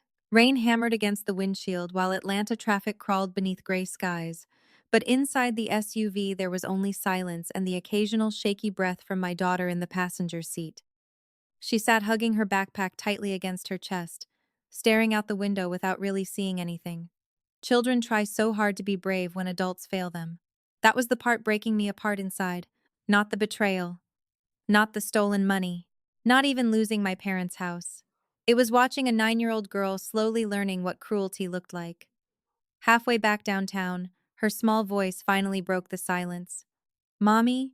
I tightened my grip on the steering wheel. Yeah, baby? She hesitated for several seconds before speaking again. Did I do something wrong? The question hit me harder than anything Vanessa had ever said. My chest physically hurt. No. My voice cracked slightly despite my effort to control it. Absolutely not. She looked down at her hands. Then why do they hate us? I could not answer immediately. Because how do you explain adult evil to a child without destroying her innocence completely? How do you explain that some people become so consumed by greed and insecurity that they start hurting anyone weaker than themselves? I pulled the SUV to the side of the road near Piedmont Park and turned off the engine. Rain continued pouring around us while city lights reflected across the wet glass. Then I unbuckled my seatbelt and turned fully toward my daughter. Tears still clung to her eyelashes from school. Listen to me very carefully, I said softly. None of this is your fault. None of it. She swallowed hard. But Aunt Vanessa said, I don't care what Vanessa said. My voice came out sharper than intended. I softened immediately and reached for her small hands. Bad people often try to make good people feel weak because it's the only way they can feel powerful. She looked confused. Why? I brushed damp curls away from her face. Because deep down, they already know they're empty. For a moment, she simply stared at me quietly. Then her lower lip trembled. I miss Grandma. The grief I had been holding back for days nearly shattered me right there inside the car. I pulled her into my arms while she cried against my shoulder. I know, baby, I whispered. I miss her too. But underneath the sadness, something else was growing now. Something darker. Colder. Every humiliating moment replayed inside my head simultaneously. Vanessa throwing us out with trash bags. Her lies inside the church. The smirk on her face while my daughter cried. The school humiliation. The threats. One realization became impossible to ignore anymore. Vanessa would never stop willingly. People like her only stop when consequences become unavoidable. By the time we returned to the hotel suite, my daughter was emotionally exhausted. I ordered her favorite dessert from room service and helped her into warm pajamas while soft music played quietly through the suite. Slowly, her breathing relaxed again. Before falling asleep, she looked up at me nervously from beneath the blankets. Mommy? Yes? Are we safe here? That question changed everything. Safe. A child should never have to ask that question after losing her grandparents. I sat beside her on the bed and kissed her forehead gently. Nobody is ever going to hurt you again, I promised quietly. And for the first time in days, I realized I meant those words with absolute certainty. After she finally drifted asleep, I walked alone into the dark living room overlooking the city skyline. Thunder rolled faintly across Atlanta, while lightning illuminated the windows in brief flashes. I poured myself a glass of water with trembling hands and stood silently beside the glass wall staring down at the city lights below. Then my phone buzzed again. Another message from Vanessa. Hope your daughter enjoyed her little scene at school today. Maybe now she'll learn what happens when her mother destroys people's lives. I read the message once. Then again, something inside me snapped completely. Not emotionally. Emotion had already burned away hours ago. This was colder than anger. More dangerous. Precision. I opened my laptop immediately and connected to my secure investigation server. Screen after screen filled with financial data, legal records, transaction histories, and corporate filings. But tonight I stopped looking at the situation like a grieving daughter or betrayed sister. Tonight I looked at it the way I looked at every major fraud case I had ever destroyed professionally. Pattern recognition, vulnerabilities, pressure points, weaknesses. And suddenly the entire structure of Jamal and Vanessa's life became terrifyingly clear. Their luxury lifestyle was collapsing already. The company was drowning in hidden debt. The fake wealth depended entirely on stolen assets and borrowed time. They weren't attacking me because they were powerful. They were attacking because they were terrified. Terrified I would expose everything before they could secure permanent control over my parents' estate. My fingers moved rapidly across the keyboard now. I pulled court records, property filings, federal tax documents, commercial loan disclosures. The deeper I dug, the uglier it became. Then I found it. A pending foreclosure notice connected to my parents' house. My entire body went still. The loan balance exceeded $1.2 million. My brother had secretly leveraged the family home as collateral against business debts months ago. Default deadlines were approaching fast. Oh my God, I whispered. Suddenly everything made sense. The rushed eviction, the aggressive lock changes, the desperation. Jamal and Vanessa weren't simply greedy. They were trying to liquidate the house before anyone discovered the financial disaster attached to it. My parents' home was already dying beneath hidden debt they created. Rage pulsed through me so violently I had to stand up from the chair. I walked toward the windows, breathing slowly while lightning flashed across the skyline again. My parents spent 40 years building that home. My father refinanced his own retirement investments twice to protect it during recessions. My mother planted every rose bush in the front garden by hand. And Jamal gambled all of it away financing luxury dinners and fake success. My phone buzzed once more. Another text from Vanessa. You should have stayed quiet at church. This time I smiled. Not warmly, not emotionally, just cold certainty, because she still believed she was controlling this war. She thought intimidation worked on me because it probably worked on everyone else in her life. But she had crossed the one line that guaranteed her destruction the moment she targeted my daughter. Slowly, I typed my first response to her since leaving the house. Only 6 words. You just made your final mistake. I pressed send calmly. Then I picked up the phone and dialed a private number from memory. The line rang twice before a familiar male voice answered. Marcus Reed speaking. Marcus was one of the best federal financial crime attorneys in Georgia. We had worked together on multiple fraud investigations over the years. Marcus, I said quietly while staring at the storm outside the hotel windows. I need you to prepare for a full-scale financial prosecution. Silence followed briefly on the line. Then his voice lowered carefully. How bad is it? I looked back toward the bedroom where my daughter slept peacefully for the first time all day. Bad enough, I answered coldly, that by the time I'm finished, they're going to wish prison is the worst thing that happens to them. Marcus arrived at the hotel just after midnight carrying 2 leather folders and a look on his face that told me he already understood this situation was far beyond ordinary family drama. Rain still poured across Atlanta outside the towering windows, while the city lights shimmered beneath the storm like broken glass. He stepped into the suite quietly, loosened his tie, and placed the folders onto the marble dining table beside my laptop. You sounded serious, he said carefully. I am. He glanced toward the closed bedroom door where my daughter slept peacefully. How's she holding up? My jaw tightened. Vanessa had her pulled out of class publicly today. Marcus froze completely. What? She impersonated a financial guardian and tried canceling her school enrollment. The expression on his face darkened instantly. Jesus Christ. I slid several printed documents across the table toward him. That's not even the worst part. For the next hour, the only sounds inside the suite were thunder outside and pages turning beneath Marcus's hands. He reviewed transaction histories, mortgage filings, account transfers, shell company registrations, and fraudulent credit applications with growing disbelief. Several times he stopped reading entirely just to stare at me.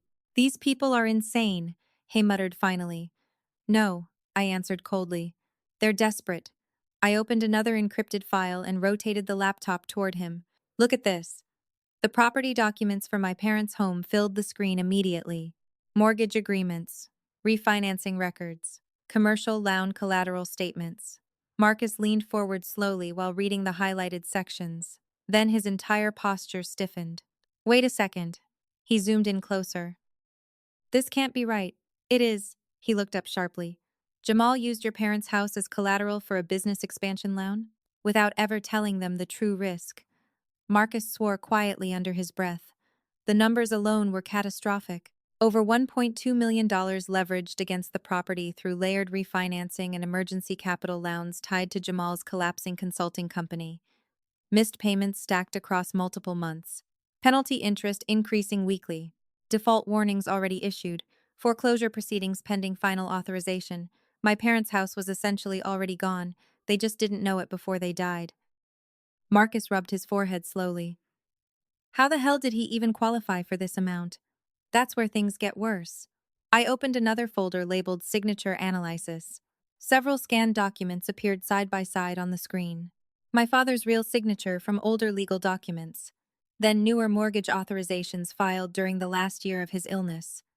Marcus stared at them silently for several seconds. These signatures aren't consistent. Exactly. I enlarged one document dated only 3 weeks before my father lost consciousness permanently in intensive care. By this point, he couldn't even hold a pen steadily anymore. Marcus looked disturbed now. You think they forged the paperwork? I met his eyes directly. I know they did. Silence settled heavily between us. Financial fraud was one thing. Forging documents tied to dying parents crossed into something much darker legally and morally. Marcus leaned back slowly. If this gets proven in court, Jamal's finished. Not just Jamal. I opened another set of records. Credit applications, luxury retail accounts, travel memberships, private financing contracts, all under my father's name. These were opened while he was hospitalized. Marcus stared at the dates in disbelief. Your father was sedated during this period. Exactly. Several purchases appeared highlighted beneath the applications. Designer handbags worth thousands, luxury spa memberships, resort bookings in Miami, international shopping charges. Vanessa's fingerprints covered every transaction like bloodstains. Marcus exhaled slowly. Identity theft, elder financial abuse, wire fraud, forgery. His voice lowered carefully. This is federal-level criminal exposure. I walked toward the windows overlooking the city while thunder rolled again outside. My father trusted Jamal completely. The words tasted bitter in my mouth. Even when money started disappearing, he kept protecting him. Marcus closed the folders heavily. Parents like yours always believe love can fix broken people. I stared silently at the rain sliding down the glass. And predators know exactly how to exploit that. My phone suddenly buzzed across the table again. Vanessa. Of course. Marcus glanced at the screen. You gonna answer? I picked up the phone calmly and opened the message. A photograph loaded immediately. My stomach tightened the second I recognized the image. My parents' bedroom. Vanessa stood inside wearing my mother's silk robe while holding a champagne glass in one hand. The caption beneath the photo read, Finally redecorating this depressing room tomorrow. Can't wait to get rid of the old furniture smell. For several seconds, I said absolutely nothing. Marcus slowly stood from the table after seeing my expression. What did she send? Without speaking, I handed him the phone. His face hardened instantly. That woman is psychotic. Maybe she was. Or maybe greed eventually rots people from the inside until cruelty becomes their entire personality. Either way, looking at that photograph triggered something dangerous inside me. Because suddenly I stopped seeing Vanessa as a bully or manipulator. I saw her as contamination. Something poisonous spreading through every memory connected to my parents. Marcus handed the phone back carefully. Nia, you need to decide something. I looked at him. What? Are you trying to survive this? His eyes darkened slightly. Or are you trying to destroy them? Lightning flashed across the hotel windows behind us, illuminating the room in cold white light. Slowly, I looked back down at the mortgage documents scattered across the table. The forged signatures, the stolen identities, the fraudulent debt attached to my parents' home. Then I thought about my daughter crying alone outside the principal's office because grown adults wanted revenge badly enough to humiliate a child publicly. When I finally answered, my voice sounded calm enough to frighten even me. I want everything exposed. Marcus studied me quietly for several seconds. Then he nodded once. All right. He opened his briefcase again and removed a second folder much thicker than the first. Then there's something else you need to see. Marcus slid the second folder across the table slowly, almost carefully, like whatever sat inside carried enough weight to change everything permanently. I opened it without speaking. The first page contained federal banking correspondence connected to one of Jamal's commercial lenders. The second page showed internal fraud alerts triggered months earlier. By the third page, my pulse had slowed into something cold and dangerous again. No way, I whispered. Marcus nodded grimly. Your brother's company has been under quiet review for nearly 6 months. I flipped through the documents faster now. Suspicious transfers. Undisclosed liabilities. potential financial misrepresentation. The bank already suspected fraud before I even started investigating. Why wasn't he arrested? I asked. Because banks don't move fast unless they absolutely have to, Marcus answered.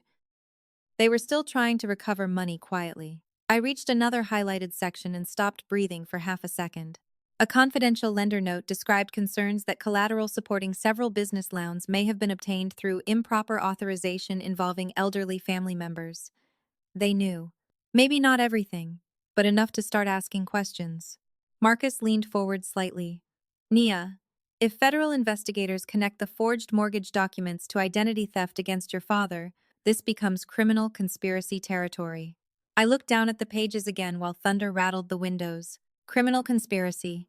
Prison. Asset seizure. Public disgrace. Everything Jamal and Vanessa built was already balancing on the edge of collapse. They just hadn't realized how close the edge truly was. Then another realization hit me suddenly. The house. Marcus nodded immediately. Yeah, my chest tightened. They're trying to sell it before foreclosure finalizes. Exactly.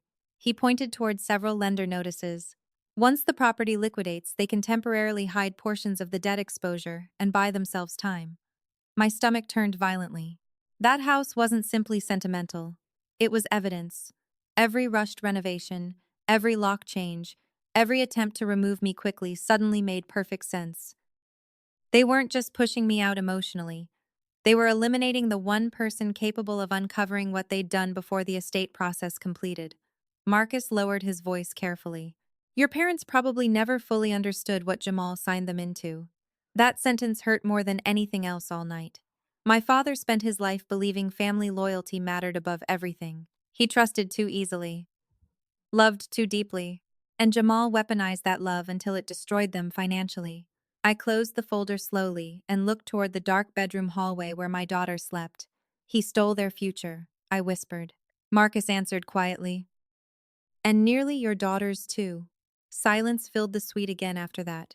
Heavy. Final. Then my phone buzzed one more time.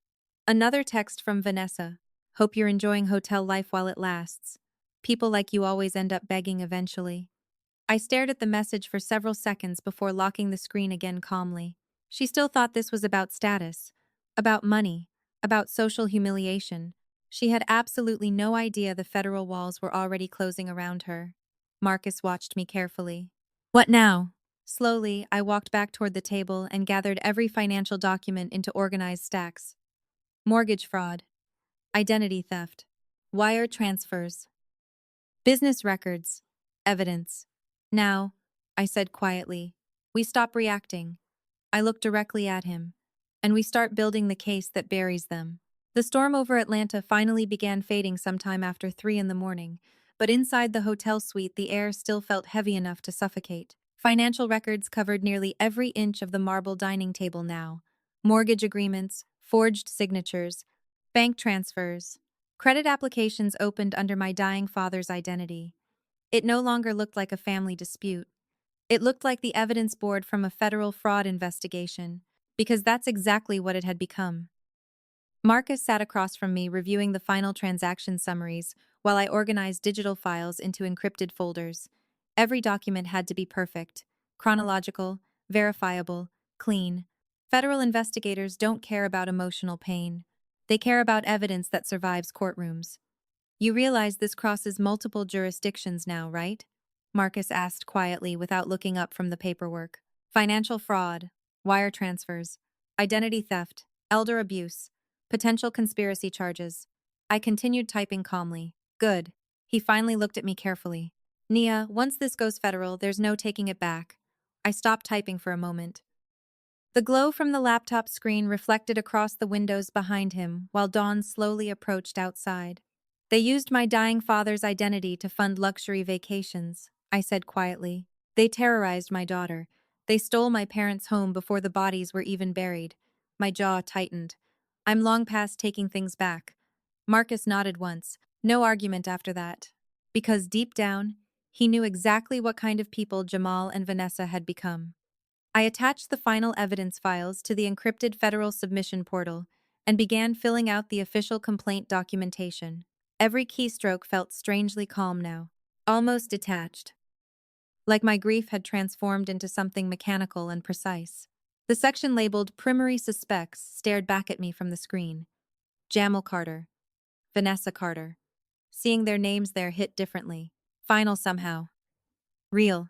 Marcus leaned back in his chair slowly. Do you want to know the truth? I glanced at him briefly. What? Most people never report family fraud. He folded his hands together thoughtfully. They stay silent because guilt and blood ties make them weak. I looked down at the evidence again. Silence is why people like them survive. Outside the windows, the first pale traces of sunrise began bleeding into the skyline. My daughter still slept peacefully down the hallway, unaware that her mother was preparing to launch a federal case against her own family. Maybe one day she would understand why I had to do this. Maybe she wouldn't. But one thing mattered more than guilt now: protection. I finished uploading the mortgage documents and moved to the identity theft section next. My father's forged signatures appeared one after another beneath official timestamps and authentication records. Every page made my stomach twist again. Even after hours of looking at the evidence, I still couldn't fully process the cruelty of it. My father trusted Jamal until the very end. Trusted him enough to sign papers without questioning details. Trusted him enough to believe every lie about temporary business setbacks. And Jamal repaid that trust by quietly turning him into collateral. Marcus broke the silence again. The FBI won't move overnight. I know. But once investigators start pulling banking records directly, the walls are going to close fast. I pressed the final upload button slowly. That's the point. A confirmation message appeared instantly on screen. Federal fraud referral successfully submitted.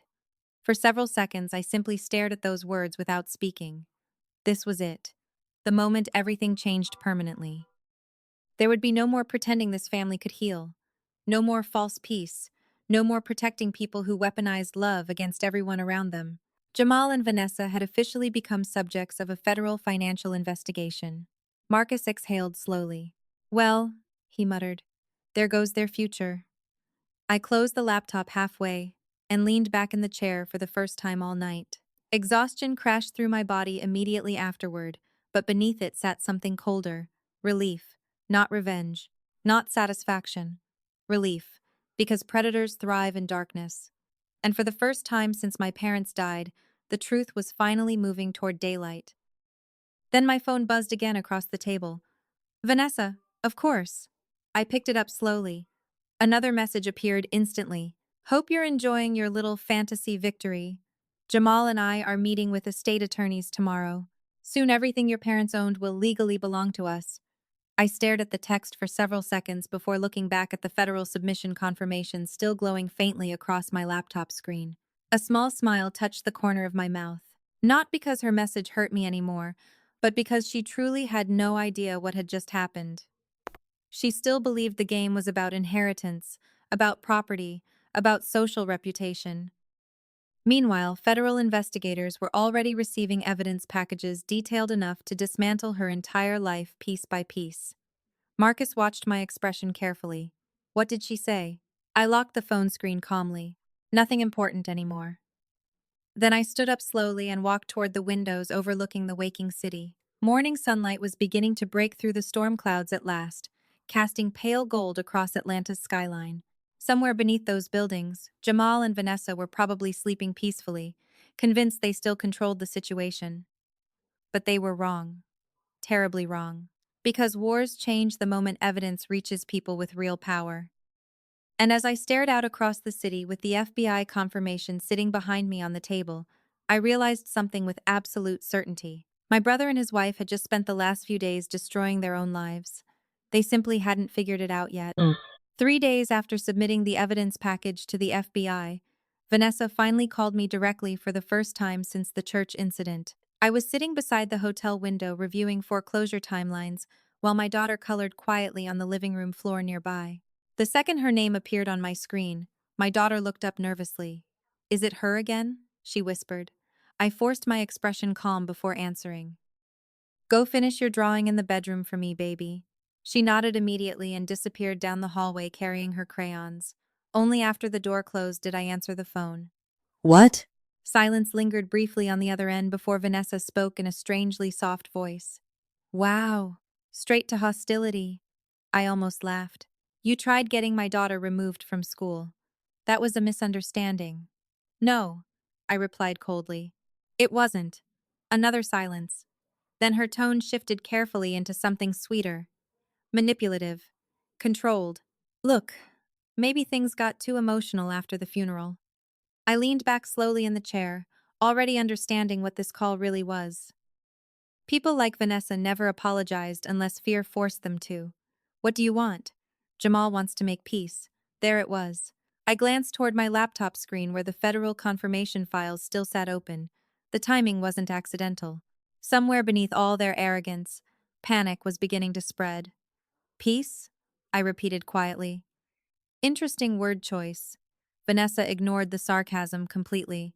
We were thinking maybe dinner tonight. Just family. No fighting. No lawyers. No drama. I stared out across the city skyline for several seconds before answering. Why? Her voice tightened almost imperceptibly. Because we're exhausted, Nia. This whole thing has become ugly. Ugly. That word again. As if the problem was exposure instead of the crimes themselves. Text me the location, I answered calmly. Vanessa sounded genuinely surprised. You'll come? Oh, I said softly. I'll definitely come. The second the call ended, Marcus, who had been reviewing documents from the kitchen counter, looked up sharply. Please tell me you're not actually going alone. I'm not going alone. I lifted my phone slightly. I'm going with evidence. His expression darkened immediately. Nia, relax. I opened my handbag and removed a tiny black recording device no larger than a car key. They're scared now. Scared people talk too much. Marcus rubbed his forehead slowly. You think they know about the federal complaint? Not yet. I slipped the recorder back into my purse carefully, but they know they're losing. Later that evening, I stood in front of the hotel mirror adjusting a black silk dress, while the city lights glowed beyond the windows. My daughter sat on the bed watching me carefully. Where are you going? She asked softly. Dinner. With them? I nodded once. Fear crossed her small face instantly. Don't go. The sadness in her voice nearly changed my mind for half a second. Nearly. I sat beside her gently and took her hands. Baby, sometimes people reveal the truth faster when they think they've already won. She frowned slightly, trying to understand. Are they bad people? I looked into her eyes for several seconds before answering quietly. Yes. The honesty surprised even me. But lying to protect children from reality eventually becomes dangerous. She swallowed hard. Will they hurt you? I kissed her forehead softly. Not tonight. Downstairs, a private driver waited beside the hotel entrance. Rain still misted lightly across Atlanta streets as we crossed downtown traffic toward Buckhead. Vanessa had chosen one of the most expensive restaurants in the city. Of course she had. Appearances mattered to her more than oxygen. 20 minutes later, the driver stopped beneath glowing gold lights outside Bellamy House, a celebrity-level steakhouse filled with politicians, athletes, and wealthy executives. Valets hurried across the wet pavement while cameras flashed near the entrance. Vanessa loved places where people could see her. I stepped out of the car calmly and adjusted my coat. Inside my purse, the recording device silently waited. By the time the hostess escorted me upstairs to the private dining level, I had already decided something important. Tonight wasn't about reconciliation. It was about observation. I needed to know exactly how desperate they truly were. The private dining room overlooked the Atlanta skyline through massive glass walls. Jamal stood when I entered, visibly nervous inside a custom navy suit. Vanessa remained seated beside the window wearing an elegant emerald dress and enough diamonds to feed several families for a year. Her smile appeared instantly when she saw me. Too instantly. Fake. Nia, she breathed warmly as if we were old friends meeting after a minor disagreement. You look beautiful. I sat down slowly across from them. Let's skip the performance. The smile on her face flickered for half a second before returning. Jamal cleared his throat awkwardly. Thanks for coming. You said you wanted peace. I looked directly at him. Talk. A waiter arrived almost immediately pouring expensive wine into crystal glasses. Vanessa lifted hers gracefully. To family healing. I didn't touch mine. Jamal noticed. Still don't trust us? I looked at him without emotion. Should I? Silence settled briefly across the table. Outside the windows, lightning flashed faintly over the city. Vanessa finally leaned back in her chair with a practiced sigh. Okay, fine. We all said horrible things. She waved a manicured hand dismissively. Emotions were high. I almost admired the audacity. She spoke about emotional cruelty the same way someone discusses bad weather. You publicly accused me of stealing from dying parents, I said calmly. You threatened my daughter. Vanessa's eyes narrowed slightly. I never threatened her. You had her removed from school publicly. That was a misunderstanding with administration. No, I repeated quietly. It wasn't. Jamal quickly interrupted before the tension escalated further. Look, we just want to move forward. I studied him carefully beneath the restaurant lights. He looked exhausted, dark circles beneath his eyes, constant nervous glances toward his phone, tiny stress twitches in his jaw. Good. Pressure was building already. Move forward how? I asked. Vanessa smiled again. By acting like adults. Then she lifted her wine glass casually, and by stopping this obsession with investigating our finances. There it was, finally, the real reason for dinner. I leaned back slowly in my chair while soft jazz music drifted through the restaurant around us. Every movement at the table suddenly felt sharper, more dangerous. Vanessa took a slow sip of wine, pretending confidence, but I could already see the tension beneath her composure now. She invited me here believing she could regain control of the narrative. What she didn't realize was that desperate people reveal themselves fastest when they try sounding calm. Obsessed? I repeated softly. Interesting word. Vanessa shrugged gracefully. You're digging through private accounts, making accusations, humiliating us publicly. You forged mortgage documents. I interrupted coldly. Jamal visibly flinched. Vanessa's smile froze instantly. Excuse me? You heard me. I watched her carefully.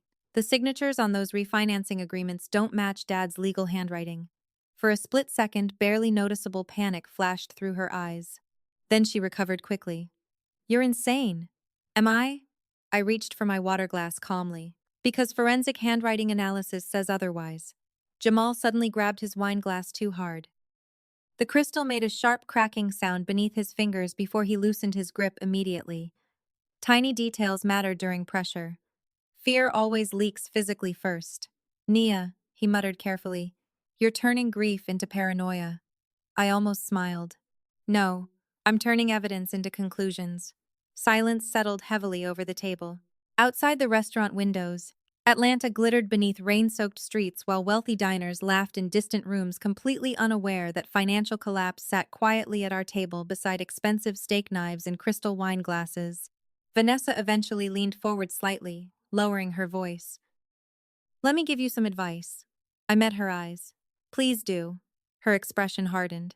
Whatever fantasy revenge story you're building in your head, stop. There it was again. That arrogance. Even now, with federal evidence already submitted against them, she still believed intimidation could fix everything. You think because you have money and some fancy career you can destroy people whenever you want, she continued quietly. But real life doesn't work that way. I tilted my head slightly. No? No. She smiled again, but this time it looked colder. More dangerous. People with influence survive. Jamal shifted nervously beside her. Vanessa. She ignored him completely. You embarrassed us at church. Fine. Congratulations. Her eyes locked onto mine. But if you keep pushing this, you're going to regret it. The threat hung heavily between us. I remained perfectly calm. That sounds familiar. Maybe because you don't listen, or maybe because you only know how to communicate through intimidation. Her jaw tightened immediately. I could almost feel the anger building beneath her carefully maintained mask. Good. Angry people lose precision. The waiter arrived carrying appetizers before the confrontation escalated further. Expensive Wagyu beef, truffle potatoes, imported seafood. Vanessa instantly transformed back into elegant socialite mode, thanking the waiter sweetly with a polished smile. The second he walked away, the warmth disappeared from her face again like a switch being flipped off. Fascinating. You know what your problem is, Nia? She asked while cutting into her steak slowly. You always needed to feel superior. I stared at her quietly. And you always needed an audience. Jamal exhaled sharply under his breath. Can we not do this? Vanessa ignored him again. You walk around acting like the smartest person in every room. Usually I am. The words slipped out calmly before I could stop them. Vanessa laughed harshly. There it is. She pointed her fork toward me slightly. That arrogance. Confidence isn't arrogance. No, she snapped. Humiliating family publicly inside a church is arrogance. I leaned forward slowly. Stealing from dying parents is worse. Her face darkened immediately. You keep saying that like you actually understand the whole situation. Then explain it. Silence. I watched her carefully. Go ahead. Explain why Dad's identity was used to open luxury credit accounts while he was unconscious. Jamal looked physically sick now. Sweat glistened near his temple despite the cold air-conditioned room. Vanessa's fingers tightened around her wine glass. Business pressure makes people do difficult things sometimes. My eyes narrowed slightly. Interesting answer. She realized the mistake immediately. Too late. That's not what I meant. Actually, I said softly, I think it's exactly what you meant. Jamal suddenly interrupted loudly enough to break the tension. The house is being sold next month. There it was. The real topic finally surfaced. I turned toward him slowly. Is it? He nodded too quickly. Yeah. We've already got buyers interested. Vanessa immediately recovered enough to smirk again. The property market is incredible right now. I studied both of them carefully. You seem eager. Jamal swallowed hard. It's just practical. Practical. Selling the family home buried beneath hidden foreclosure debt before the truth surfaced publicly. That wasn't practicality. That was panic disguised as strategy. Vanessa lifted her wine again casually. Honestly, once the sale closes, all this ugly drama can finally disappear. I almost laughed hearing that sentence, because she still believed money could erase consequences. But deep down, I could already sense the truth. They weren't inviting me to dinner to make peace. They invited me because they were running out of time. For the next hour, the dinner became a strange performance balancing fake civility against barely hidden hostility. Expensive dishes arrived one after another while Vanessa pretended elegance and Jamal drank enough whiskey to numb his nerves. But beneath every conversation topic sat the same unspoken fear pressing against the table like a loaded weapon. They were terrified. The deeper the evening went, the clearer it became. Vanessa kept steering conversations toward the future, new beginnings, selling the house, moving on. People planning long-term futures don't repeat those phrases obsessively. People running from collapsed jaw. Once the property sells, Vanessa said smoothly while dabbing her lips with a linen napkin, Jamal and I are thinking about relocating. I raised an eyebrow slightly. Really? Miami, maybe. She smiled proudly. Or Europe for a while. Jamal stared down at his drink instead of participating. Interesting. Sounds expensive, I replied calmly. Vanessa laughed lightly. Not everyone struggles financially, Nia. The irony nearly made me choke on my water. Their entire lifestyle was already collapsing beneath hidden debt, yet she still clung to appearances with religious devotion. You know, she continued casually, some people are simply better at building successful lives. I watched her carefully now. Successful lives built on what? Her smile tightened. Excuse me? Debt? I asked softly. Forgery? Stolen identities? Jamal suddenly slammed his whiskey glass down harder than intended. Enough! Several nearby diners glanced briefly toward our private room before returning to their meals. Vanessa immediately placed a calming hand on his arm. Baby, relax. But he wasn't relaxing anymore. The pressure was starting to crack him open. She keeps pushing, he muttered angrily. Because you keep lying, I answered calmly. His eyes snapped toward me. You think you know everything? I know enough. Silence followed. Thick. Dangerous. Then Jamal leaned closer across the table, lowering his voice. You have no idea how hard things became after Dad got sick. Ah, there it was. Justification. Criminals always reach this stage eventually. The moment where they stop denying wrongdoing and start rationalizing it instead. Medical bills piled up. He continued bitterly. Business pressure exploded. Everybody expected me to hold everything together. So you stole from them, I said quietly. I borrowed money, he snapped. There's a difference. Vanessa quickly jumped in again. Exactly. We always intended to pay it back. I stared at both of them in disbelief. With what money? Neither answered immediately. Because there wasn't any money. Only debt. More debt layered beneath older debt until the entire structure became unsustainable. Jamal rubbed his face roughly. You don't understand pressure. I almost laughed hearing that. Pressure? I leaned forward slightly. I spent months watching our father die slowly while you leased luxury vehicles using his retirement account. His face twisted instantly with shame and anger. Vanessa immediately intervened again like a shield protecting him from reality. You always make yourself the martyr. No, I replied softly. I just remember who was actually there. That one hurt him. Deeply. Good. Because somewhere underneath all his weakness and greed, Jamal still possessed enough conscience to feel guilt. Vanessa, however, looked colder by the second. More calculating, less emotional. Suddenly, her phone buzzed beside her wine glass. She glanced down quickly. Panic flashed across her face for less than a second before disappearing. But I saw it. She stood up immediately afterward. Excuse me, she said too fast. I need to take this. She walked quickly toward the hallway outside the private dining room, heels clicking sharply across polished floors. The second she disappeared, Jamal exhaled shakily like someone briefly escaping suffocation. I studied him quietly. You're scared. His eyes lifted slowly toward mine. You should stop digging. That wasn't an answer. He drank the rest of his whiskey in one swallow. Nia. His voice lowered carefully. Some things are already too far gone. My pulse slowed. What does that mean? He hesitated, then finally whispered, The house situation is worse than you think. There it was. Confirmation. I kept my expression neutral even while my heartbeat sharpened. How bad? He looked genuinely broken suddenly. I didn't mean for it to happen like this. That's not an answer either. His eyes filled briefly with panic. If the sale doesn't close soon, he stopped himself abruptly. Too late. Then what? Silence. I could practically hear the fear grinding inside him now. Finally, he whispered, Everything collapses. Before I could respond, Vanessa returned suddenly. Her expression had completely changed. Gone was the polished confidence from earlier. Now she looked tense, angry, cornered. She sat down slowly beside Jamal and forced another smile toward me, but her hands trembled slightly while reaching for her wine glass. Something happened during that phone call. Something bad. Everything okay? I asked calmly. Perfect, she answered too quickly. Then she stared directly into my eyes. Actually, I think dinner's almost over. And in that exact moment, I realized something critical. They weren't trying to intimidate me anymore.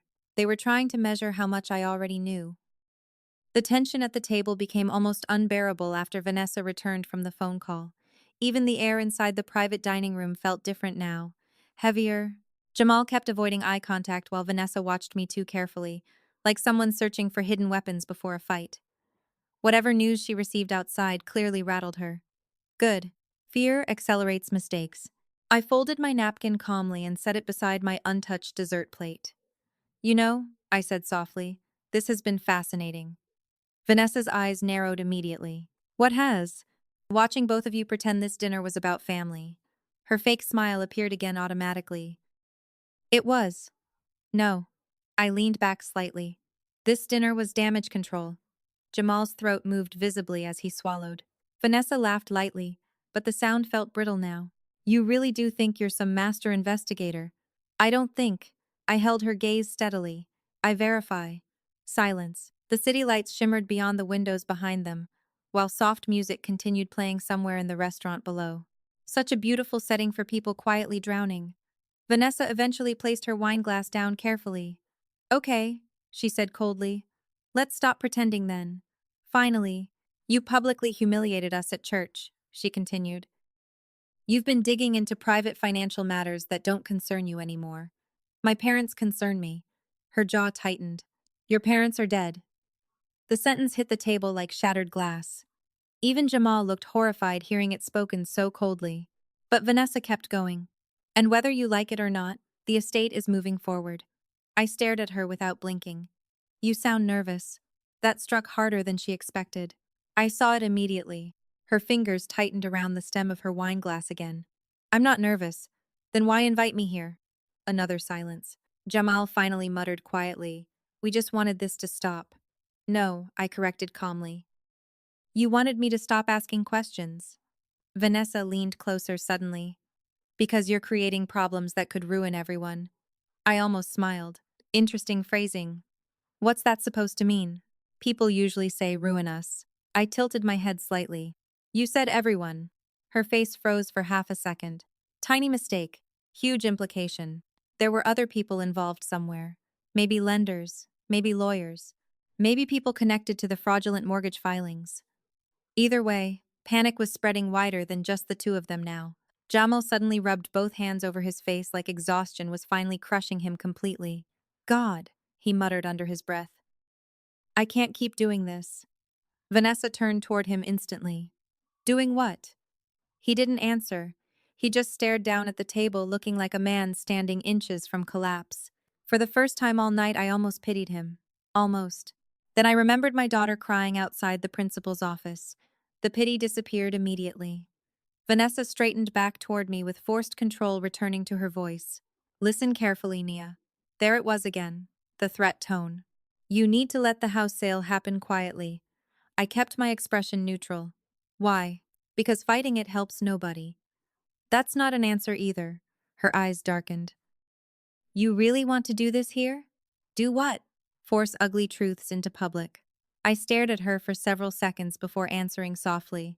You mean uglier truths. That landed exactly where I intended. Jamal physically winced. Vanessa's composure cracked further. You think you're untouchable because you work with financial investigations? She snapped quietly. You think powerful people will automatically believe you? No, I answered calmly. I think evidence speaks for itself. She laughed sharply. Evidence can disappear. Ah, there it was. The first genuinely dangerous sentence of the night. My pulse slowed instantly. Careful, I said softly. That sounded almost criminal. She realized the mistake immediately, but anger pushed her forward anyway. Maybe I'm just tired of being threatened. Threatened? I repeated.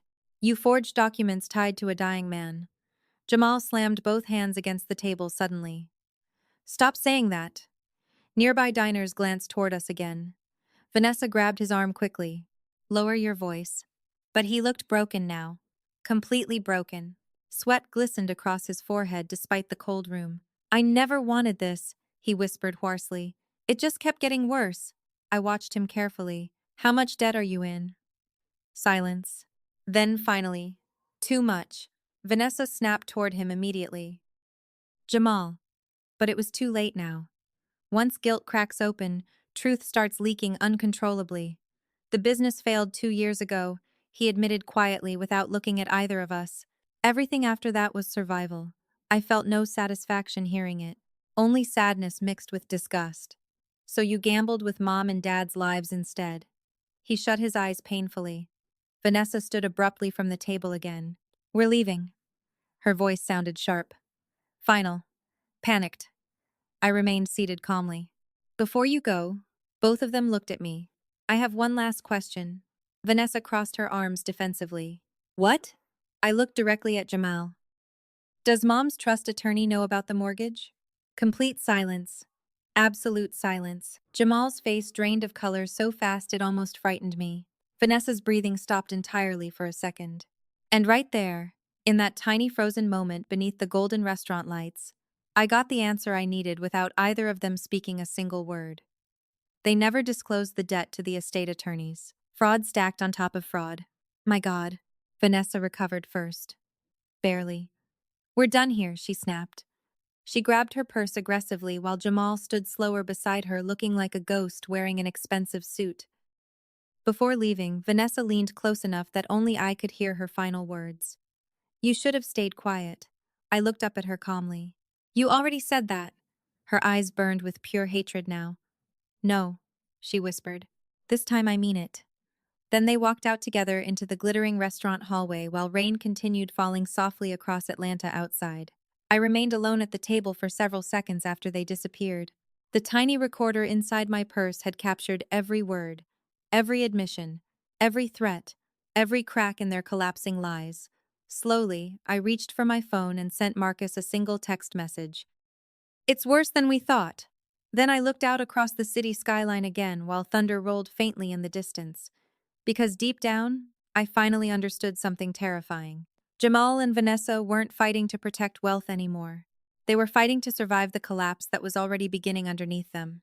The morning of the will reading arrived beneath a cold silver sky that made Atlanta feel strangely lifeless. Rain from the night before still clung to the streets while dark clouds hung low over downtown buildings like the city itself was waiting for something terrible to happen. I stood inside the hotel suite fastening the final button on a charcoal gray blazer while my daughter sat quietly at the dining table eating strawberries from room service. The television murmured softly in the background, but neither of us was really listening. The tension in the room felt too heavy for normal conversation. My phone buzzed across the marble counter. Marcus. The attorney confirmed everyone's attending, he said immediately after I answered. Jamal and Vanessa arrived 30 minutes early. I almost smiled at that. Desperate people always arrive early when they think money is waiting for them. Any movement from the lenders? I asked calmly. Foreclosure freeze expires in less than 48 hours. Good. Very good. And the federal complaint? Marcus lowered his voice slightly. Quiet so far. But trust me, the minute investigators pull the banking chain, this thing explodes. I stared out the window toward the skyline while adjusting my watch slowly. It's already exploding. After ending the call, I turned toward my daughter. She looked nervous again this morning. Children always sense emotional storms even when adults try hiding them. Do we really have to go? She asked softly. I walked over and crouched beside her chair. Just for a little while. Will Aunt Vanessa be there? I held her small hand gently. Yes. Fear flashed briefly across her face before she looked down. My chest tightened painfully again. No child should react to family with fear. Listen to me, I whispered softly. Nobody is going to hurt you today. She studied my eyes carefully like she was searching for absolute certainty. Finally, she nodded once. An hour later, our black SUV pulled beneath the covered entrance of Whitmore, Green Estate Law downtown. The building towered above the street in polished glass and steel, reflecting storm clouds across its surface like dark water. Expensive cars already lined the private parking area outside. Of course, Jamal loved appearances too much to arrive modestly anywhere. Marcus met us near the front entrance wearing a navy overcoat and carrying a leather document case beneath one arm. You okay? He asked quietly once we stepped aside from the valet area. Perfectly. He studied my face carefully for a second. You look calm. I glanced toward the upper floors of the building. That usually scares people more. The elevator ride to the 26th floor felt strangely silent. My daughter held my hand tightly while Marcus reviewed notes quietly beside us.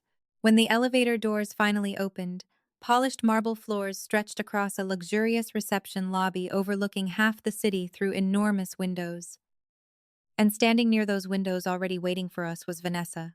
She wore an ivory designer suit with diamond earrings glittering beneath the overhead lights while Jamal stood beside her in another perfectly tailored suit, pretending confidence he clearly no longer felt. The second Vanessa saw me, her lips curled into a thin smile. Well, she said smoothly, look who finally showed up. My daughter immediately moved closer against my side. I felt it instantly. The fear. Vanessa noticed it too. Her smile widened slightly because cruelty had become instinctive for her now. Relax, she said mockingly. Nobody's throwing anyone out today. Jamal shot her an exhausted look. Can you not start? I'm not starting anything. She crossed her arms elegantly. I'm actually in a wonderful mood. Of course she was. In her mind, today ended with millions of dollars and complete victory. Marcus stepped slightly closer beside me. Morning, Vanessa. She looked him up and down dismissively. Still playing bodyguard? Still committing fraud? He replied calmly. Jamal immediately stiffened while Vanessa's smile vanished for half a second. Careful, she warned quietly. Marcus simply smiled back. Always. Before the tension could escalate further, the office doors opened and a tall silver-haired attorney stepped into the reception area. Miss Carter, Mr. Carter. He nodded politely toward all of us. Thank you for coming. This was Leonard Whitmore, my parents' longtime estate attorney, a man known across Atlanta for handling massive inheritance portfolios discreetly. He had known my family since I was 12 years old, and judging by the tightness around his eyes this morning, he already sensed something deeply wrong about the situation unfolding around him. Please, he said carefully, gesturing toward the conference room. Let's begin. The conference room itself looked more like a corporate boardroom than a legal office. Massive windows overlooked downtown Atlanta, while polished dark wood stretched across a table large enough for 20 people. Bottled water and neatly organized folders sat arranged at every seat. Jamal immediately moved toward the head of the table like a man already claiming ownership over everything. Vanessa sat beside him, crossing her legs elegantly while glancing around the room with visible satisfaction. She genuinely looked excited, like someone moments away from cashing a winning lottery ticket. Marcus sat beside me quietly while my daughter remained close against my side near the far end of the table. Leonard Whitmore took his seat slowly and removed several documents from his leather portfolio. "Before we begin," he said carefully, "I want to acknowledge the loss your family has experienced." Vanessa immediately lowered her head, pretending grief again.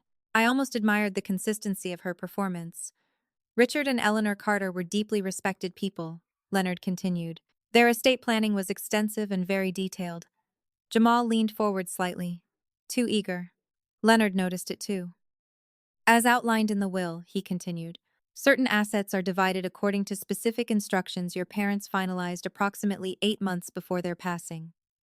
Vanessa's fingers tightened slightly around her water glass. Excitement, anticipation, hunger. I watched both of them quietly while Leonard began reading preliminary estate language aloud. Family property holdings, investment accounts, insurance distributions, charitable donations, standard legal structure. But beneath the calm legal wording, tension slowly built across the room like invisible electricity. Jamal kept tapping his fingers unconsciously against the table. Vanessa smiled every time property assets were mentioned. Neither of them understood yet that greed makes people blind, and blind people walk confidently toward cliffs. Leonard eventually paused and adjusted his glasses carefully. "Now," he said slowly, opening another folder, "regarding the family residence." The room instantly became silent. Complete silence. Even my daughter sensed the shift and looked up nervously beside me. Vanessa's entire posture straightened. Jamal held his breath slightly. There it was, the moment they had been waiting for. Leonard looked down at the documents one final time before speaking again. "Per the terms of the estate," he paused briefly, "the Carter family residence is to transfer directly to Mr. Jamal Carter." Vanessa smiled immediately. Victorious. Triumphant. Jamal exhaled sharply like a drowning man finally reaching air. And for a few brief seconds, they truly believed they had won everything. For exactly 3 seconds after Leonard Whitmore announced the house transfer, Vanessa looked like the happiest woman in Atlanta. Her lips parted in stunned delight while Jamal leaned back in his chair, exhaling so hard it almost sounded painful. Relief flooded both their faces instantly. Real relief. The kind desperate people feel when they think catastrophe has finally passed them by. Vanessa slowly turned toward me with victory glowing in her eyes. "Well," she said softly, unable to hide the satisfaction in her voice, "I guess everything worked out after all." I didn't respond. Marcus didn't either. We simply sat there quietly while Leonard Whitmore continued reviewing the documents in front of him with the same careful expression he'd maintained all morning. My daughter looked confused beside me.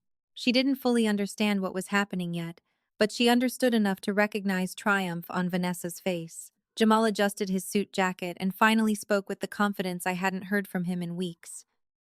"Dad always wanted me to protect the property," he said proudly. "That house stays in the family." The irony nearly suffocated me. Protect the property. The man had buried it beneath over $1 million in fraudulent debt. Vanessa crossed her legs elegantly and smiled toward Leonard. "So when does ownership officially transfer?" There it was. Not grief, not sentiment, not love for the home, just hunger. Leonard removed his glasses slowly and folded them carefully on top of the documents. Then, for the first time all morning, he looked directly at Jamal with something close to concern. "Mr. Carter." Jamal's smile faltered slightly. "Yes?" Leonard cleared his throat. "Before the property transfer can legally finalize, there is a matter regarding outstanding liabilities attached to the residence." Silence immediately settled across the room. Tiny. Sharp. Dangerous. Vanessa's posture stiffened first.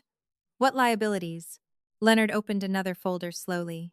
"Approximately 11 months ago, The Carter residence was leveraged as collateral against multiple commercial financing agreements connected to J.V. Consulting LLC. Jamal stopped breathing. Literally stopped. I watched the color drain from his face in real time. Vanessa looked sharply toward him. What is he talking about? Jamal didn't answer. Couldn't answer. Leonard continued carefully. Current outstanding debt obligations connected to these agreements total approximately $1.2 million, excluding accumulated penalties and interest. Complete silence exploded across the room. My daughter looked up at me in confusion while Marcus remained perfectly still beside me. Vanessa blinked once, then twice. No, she said immediately. That's impossible. Leonard slid several official banking notices across the table toward them. I'm afraid it's fully documented. Vanessa grabbed the papers aggressively while Jamal stared forward like a man watching his execution approach in slow motion. This has to be some mistake, she snapped while scanning the pages frantically. Jamal? He still didn't answer. His hands had started trembling beneath the table now. Jamal, she repeated louder. Finally, he whispered hoarsely, I was handling it. The room froze again. Vanessa slowly turned toward him like she genuinely no longer recognized the man sitting beside her. Handling what? Her voice cracked slightly now. Jamal swallowed hard. The business loans. What business loans? The refinancing. What? Refinancing? She screamed suddenly. Even Leonard flinched slightly at the sound. Jamal rubbed both hands across his face shakily. I thought I could recover everything before anyone found out. Vanessa stared at him in disbelief. You used the house. Silence. You used the house? He shut his eyes painfully. I had no choice. That sentence detonated her completely. No choice? She shrieked, standing so violently her chair slammed backward against the floor. You told me the company was recovering. Several staff members outside the conference room glanced nervously through the glass walls before quickly looking away again. Leonard calmly slid another document toward them. Foreclosure proceedings are scheduled to resume within 48 hours unless the outstanding balance is immediately resolved. Vanessa's face went pale. Completely pale. Foreclosure? She whispered weakly. Leonard nodded once. The residence is currently in severe default status. Jamal finally looked at her with raw panic in his eyes. I was trying to fix it. Fix it? Her voice sounded almost hysterical now. You told me we were about to become millionaires. He stood abruptly too. I thought we still could. With what money? She screamed. My daughter gripped my arm tighter beneath the table while the room descended into total chaos. Vanessa began flipping through the foreclosure documents desperately, her hands shaking harder with every page. Late payment notices, default warnings, asset recovery timelines, bank seizure authorization drafts. Every illusion she built her life around was collapsing directly in front of her. Then came the worst moment of all. She reached the final page. Estimated remaining equity after debt recovery. Negative. There was no fortune waiting for them inside that house anymore. Only ruin. Vanessa slowly lowered the papers with trembling hands and looked toward me for the first time since Leonard began speaking. Gone was the arrogance. Gone was the superiority. All that remained now was naked fear. You knew, she whispered. I held her gaze calmly. Yes. Her breathing turned uneven. How long? Long enough. Jamal suddenly pointed toward me desperately. She's been investigating us for weeks. Vanessa spun toward him instantly. And you let me walk into this? He looked completely broken now. I didn't know how bad it got. You forged documents, she screamed. The entire room went still again. Jamal froze. Leonard Whitmore's expression hardened immediately. Marcus slowly lifted his eyes toward me beside the table. There it was. The first uncontrolled public admission. The second the words left Vanessa's mouth, she realized what she had done. Her face drained even further while Jamal stared at her with pure horror. Leonard Whitmore slowly removed his hands from the table and sat back carefully, the expression on his face changing from concern to something much colder. Legal awareness. Marcus remained silent beside me, but I could practically feel his attention sharpen. Vanessa tried recovering immediately. That's not what I meant. Too late. Leonard folded his hands together slowly. Mrs. Carter. His voice became extremely careful now. Are you alleging fraudulent authorization connected to the mortgage filings? No, Vanessa snapped too quickly. Of course not. Jamal looked like he might physically collapse. Sweat soaked through the collar of his expensive dress shirt while his breathing grew shallow and uneven. Vanessa, stop talking. No, you stop talking. She fired back viciously. You lied to me. I was protecting us. By hiding foreclosure notices? She screamed. By gambling the house? My daughter buried her face against my shoulder now. The shouting terrified her. I wrapped one arm around her protectively without taking my eyes off the disaster unfolding across the table. Leonard slowly opened another folder. Actually, everyone looked toward him immediately. There's an additional issue regarding the property. Jamal's entire body stiffened. What issue? Leonard slid several notarized documents onto the table. The estate legal review identified signature inconsistencies connected to refinancing agreements executed during Mr. Richard Carter's hospitalization period. Silence. Heavy. Suffocating. Vanessa stopped breathing again. Jamal looked physically sick. Leonard adjusted his glasses carefully.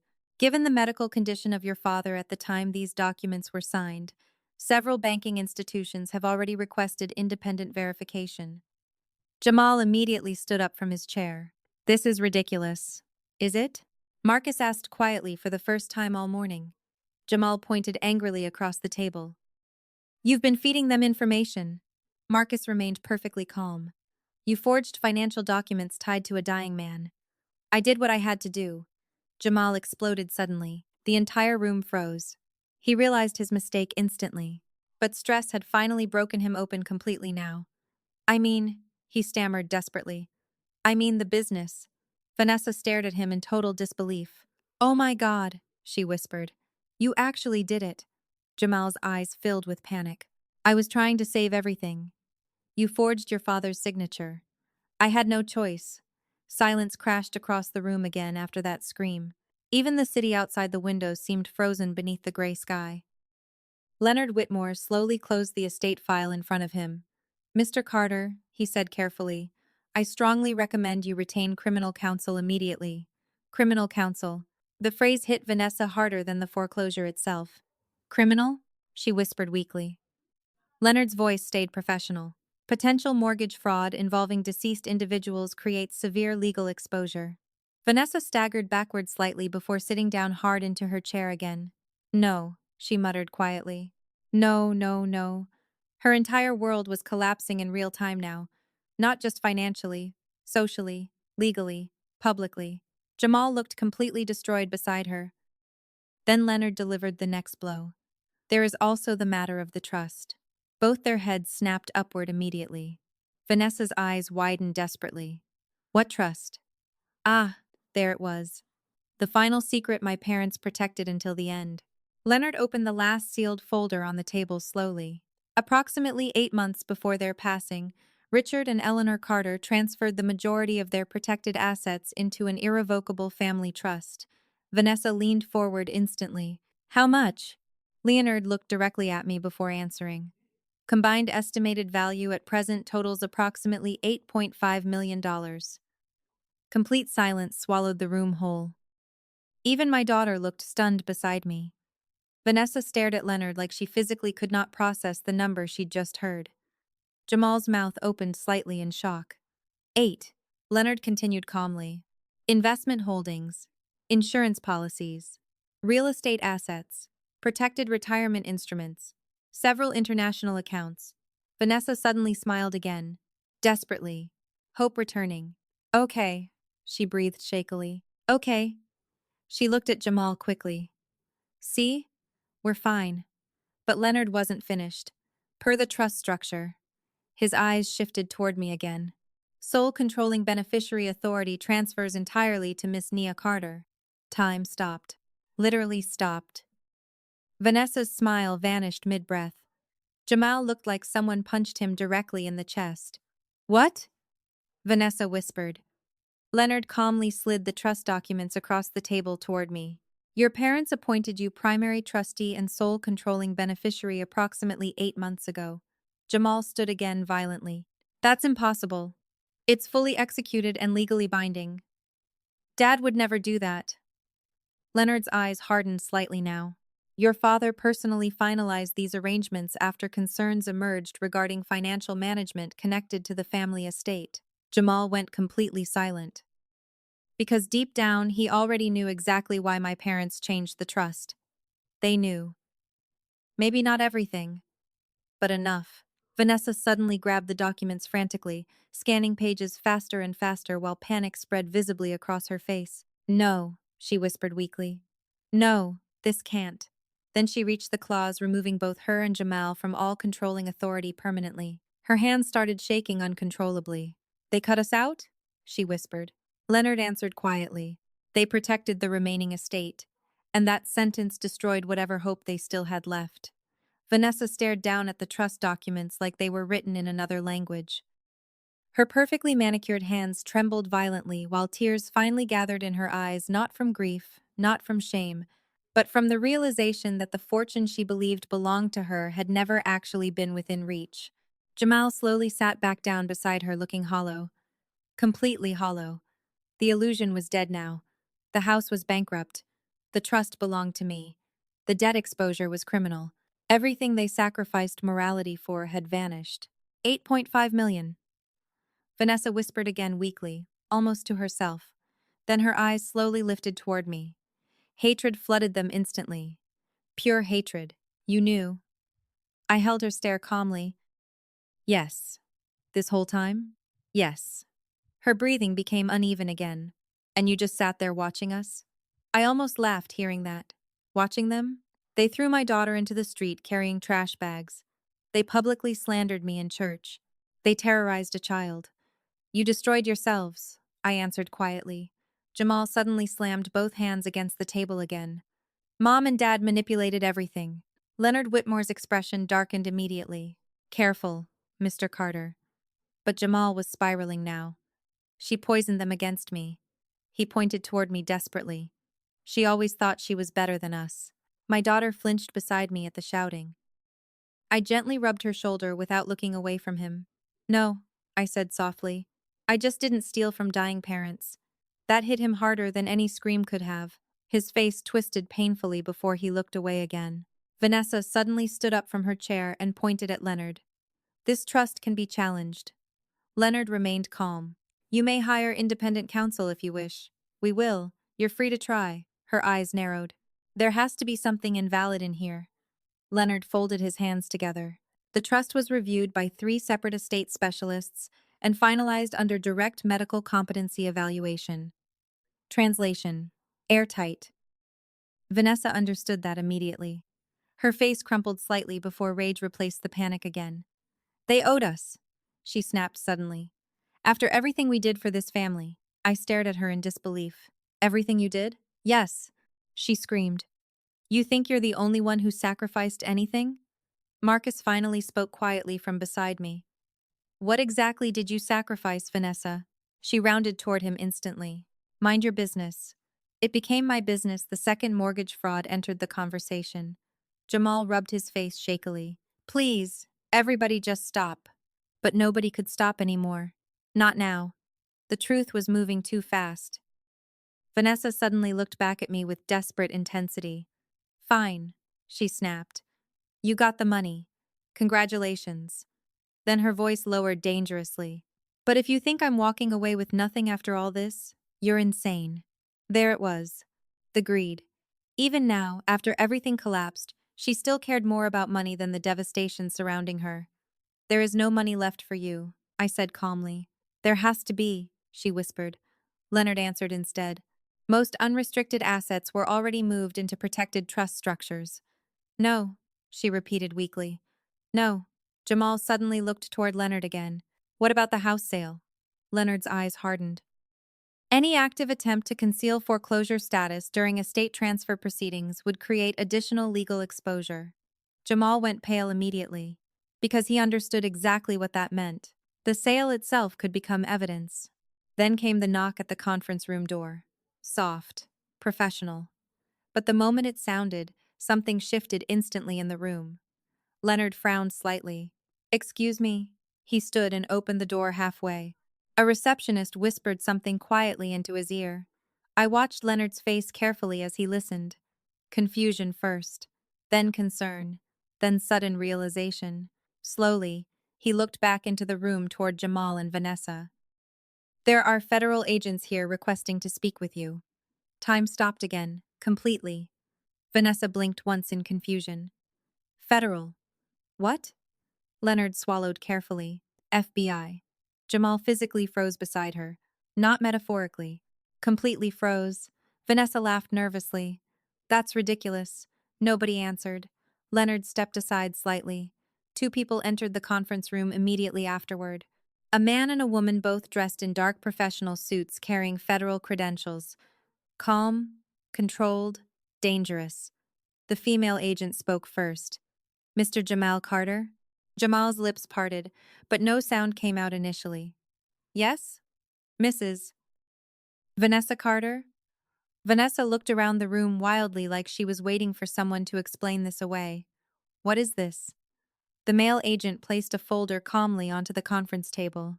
We're conducting an active investigation involving financial fraud, identity theft, and mortgage-related offenses connected to Richard Carter's estate. My daughter gripped my arm tightly. Marcus leaned back silently beside me. Vanessa's breathing accelerated instantly. This is because of her, she snapped while pointing directly at me. The female agent didn't even look in my direction. Mrs. Carter, we'll ask the questions. Jamal looked seconds away from collapse entirely. Am I under arrest?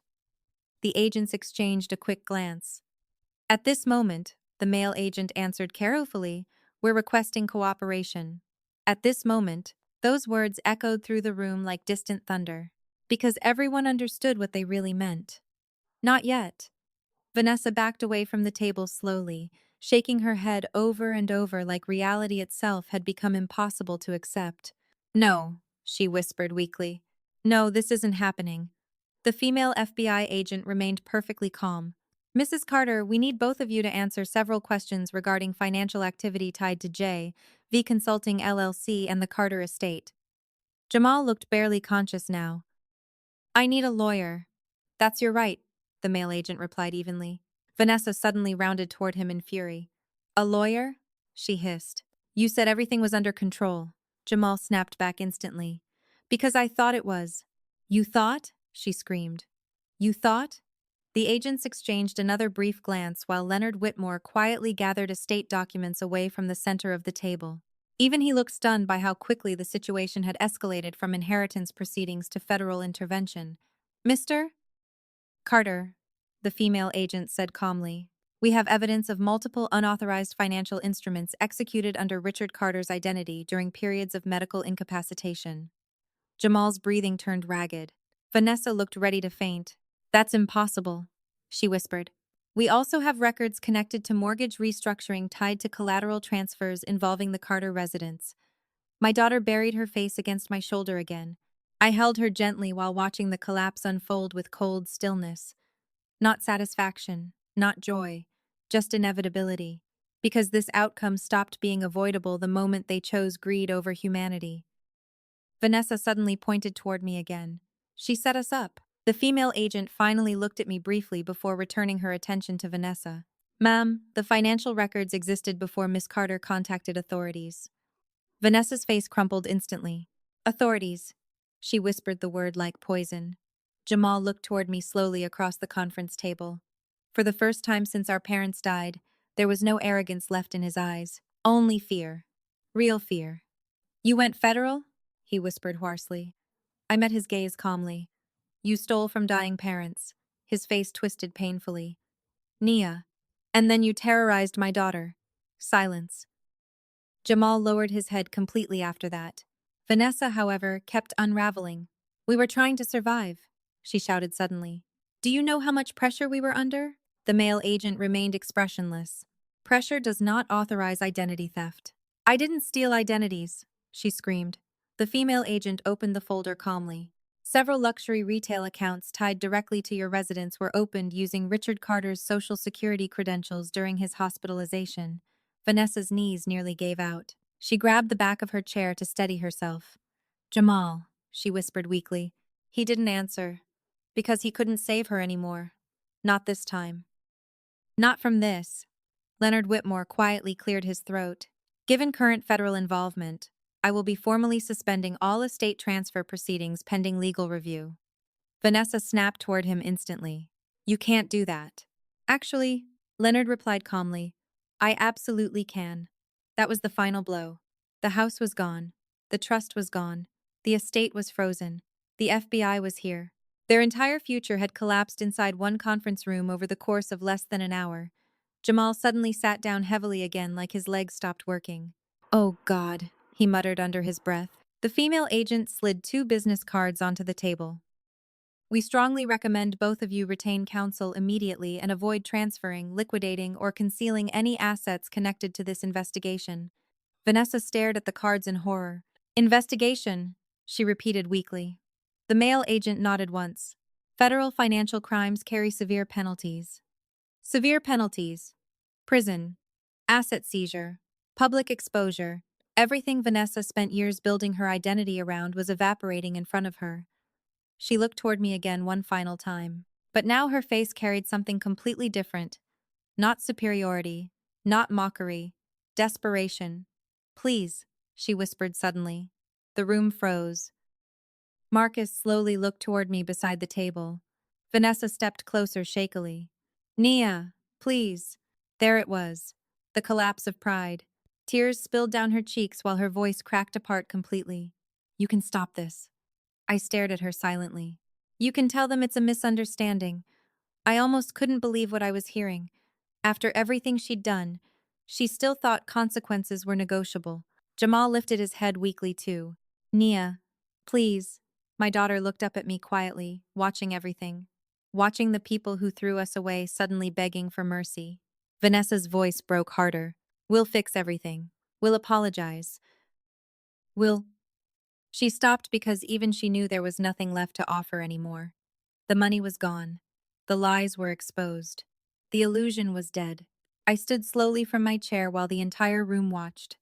Then I looked directly at both of them. Do you remember what you told me the night you threw us out? Neither answered. Vanessa cried silently now. Jamal looked hollow. You said... I continued quietly. The free ride was over. Complete silence filled the room. Then I picked up my daughter's hand gently. You were right. And with that, I walked toward the conference room doors beside my child, while FBI agents remained standing over the ruins of the life Jamal and Vanessa built from greed, fraud, and cruelty. Behind me, I heard Vanessa break down completely. Real panic, real terror. The kind that comes when people finally understand consequences are no longer theoretical. But I never turned around. Because some endings don't deserve witnesses. Only distance. The rain finally stopped the same night Jamal and Vanessa's world collapsed. By the time my daughter and I stepped outside the law office building, the storm clouds over Atlanta had begun breaking apart, allowing pale golden sunlight to spill across the city for the first time in days. The cold air felt cleaner somehow, lighter, as if the world itself had finally exhaled after holding its breath too long. My daughter stood quietly beside me on the courthouse steps while reporters and federal vehicles gathered farther down the street near the entrance. People moved quickly around us, speaking in hushed voices. But for the first time since my parents died, none of the chaos touched me emotionally anymore. It was over. Not the legal investigations. Not the lawsuits. Those would continue for months, maybe years. But the fear was over. The humiliation was over. The survival mode finally ended. My daughter slipped her small hand into mine. Mommy? I looked down at her gently. Yeah, baby. She hesitated before asking quietly. Are they going to jail? Children ask hard questions with terrifying honesty. I brushed a loose curl away from her face. They made very bad choices, I answered softly. And now adults have to deal with those choices. She thought about that silently for a moment. Then she asked the question that mattered most. Are we safe now? This time, unlike before, I didn't hesitate at all. Yes. The word came out steady. Absolute. Real. A black SUV pulled toward the curb beside us moments later. Marcus stepped out first while another man exited from the passenger side carrying several folders. Everything's secured, Marcus said quietly as he approached. The trust accounts are protected. The estate freeze goes into effect tonight. I nodded once. And the house? Marcus exhaled slowly. Foreclosure proceedings continue, but the trust assets are untouchable.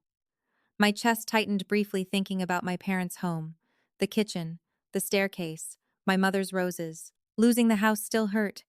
Maybe it always would. But houses are wood and stone. What mattered most survived beside me holding my hand. My daughter looked up at Marcus nervously. Did we win? Marcus smiled softly for the first time all day. Yeah, sweetheart. He glanced toward me carefully. I think you did. But standing there beneath the clearing sky, I realized something important. This had never really been about winning. Winning would have been my parents living long enough to enjoy peace. Winning would have been Jamal choosing family instead of greed years earlier. Winning would have been my daughter never learning how cruel adults could become when money enters the room. No, this wasn't victory. It was survival with dignity intact. And sometimes that has to be enough. Later that evening, my daughter and I stood together inside our new home overlooking Lake Lanier just north of Atlanta. The estate trust had included several protected properties my parents quietly purchased years ago as long-term investments. This house was breathtaking. Massive windows overlooking dark water, stone fireplaces, warm wooden floors, peaceful silence everywhere. But unlike the old family house, this place carried no poison inside its walls. No lies. No manipulation. No memories corrupted by betrayal. My daughter wandered slowly through the living room in amazement. This is ours? She whispered. I smiled faintly. Yes. She looked around again before turning back toward me carefully. Can Grandma and Grandpa still see us from heaven? The question nearly shattered me. I knelt beside her slowly. I think they never stopped. Tears filled her eyes immediately before she wrapped her arms around me tightly. I held her there in the quiet living room while sunset light spilled across the lake outside the windows. For several minutes, neither of us spoke. We just stood there together, breathing in the silence of a future nobody could steal from us anymore. My phone buzzed once in my coat pocket. A message from Marcus. Federal warrants expected soon. Vanessa attempted unauthorized account transfers this afternoon. I stared at the screen briefly before locking the phone again without replying. Somewhere out there, Jamal and Vanessa were still trying to outrun consequences already wrapped around their throats. But I no longer cared enough to watch. They made their choices, over and over again. And eventually choices become destiny. My daughter pulled back slightly and looked up at me. Can we decorate my room tomorrow? I laughed softly through the remaining ache in my chest. We can decorate the whole house tomorrow. Her smile returned fully for the first time in weeks. Real joy, pure and innocent. That smile alone made every painful moment worth surviving. Later that night, after she fell asleep upstairs, I stood alone on the back terrace overlooking the dark water beneath the moonlight. The wind moved gently through the trees while distant lights shimmered across the lake.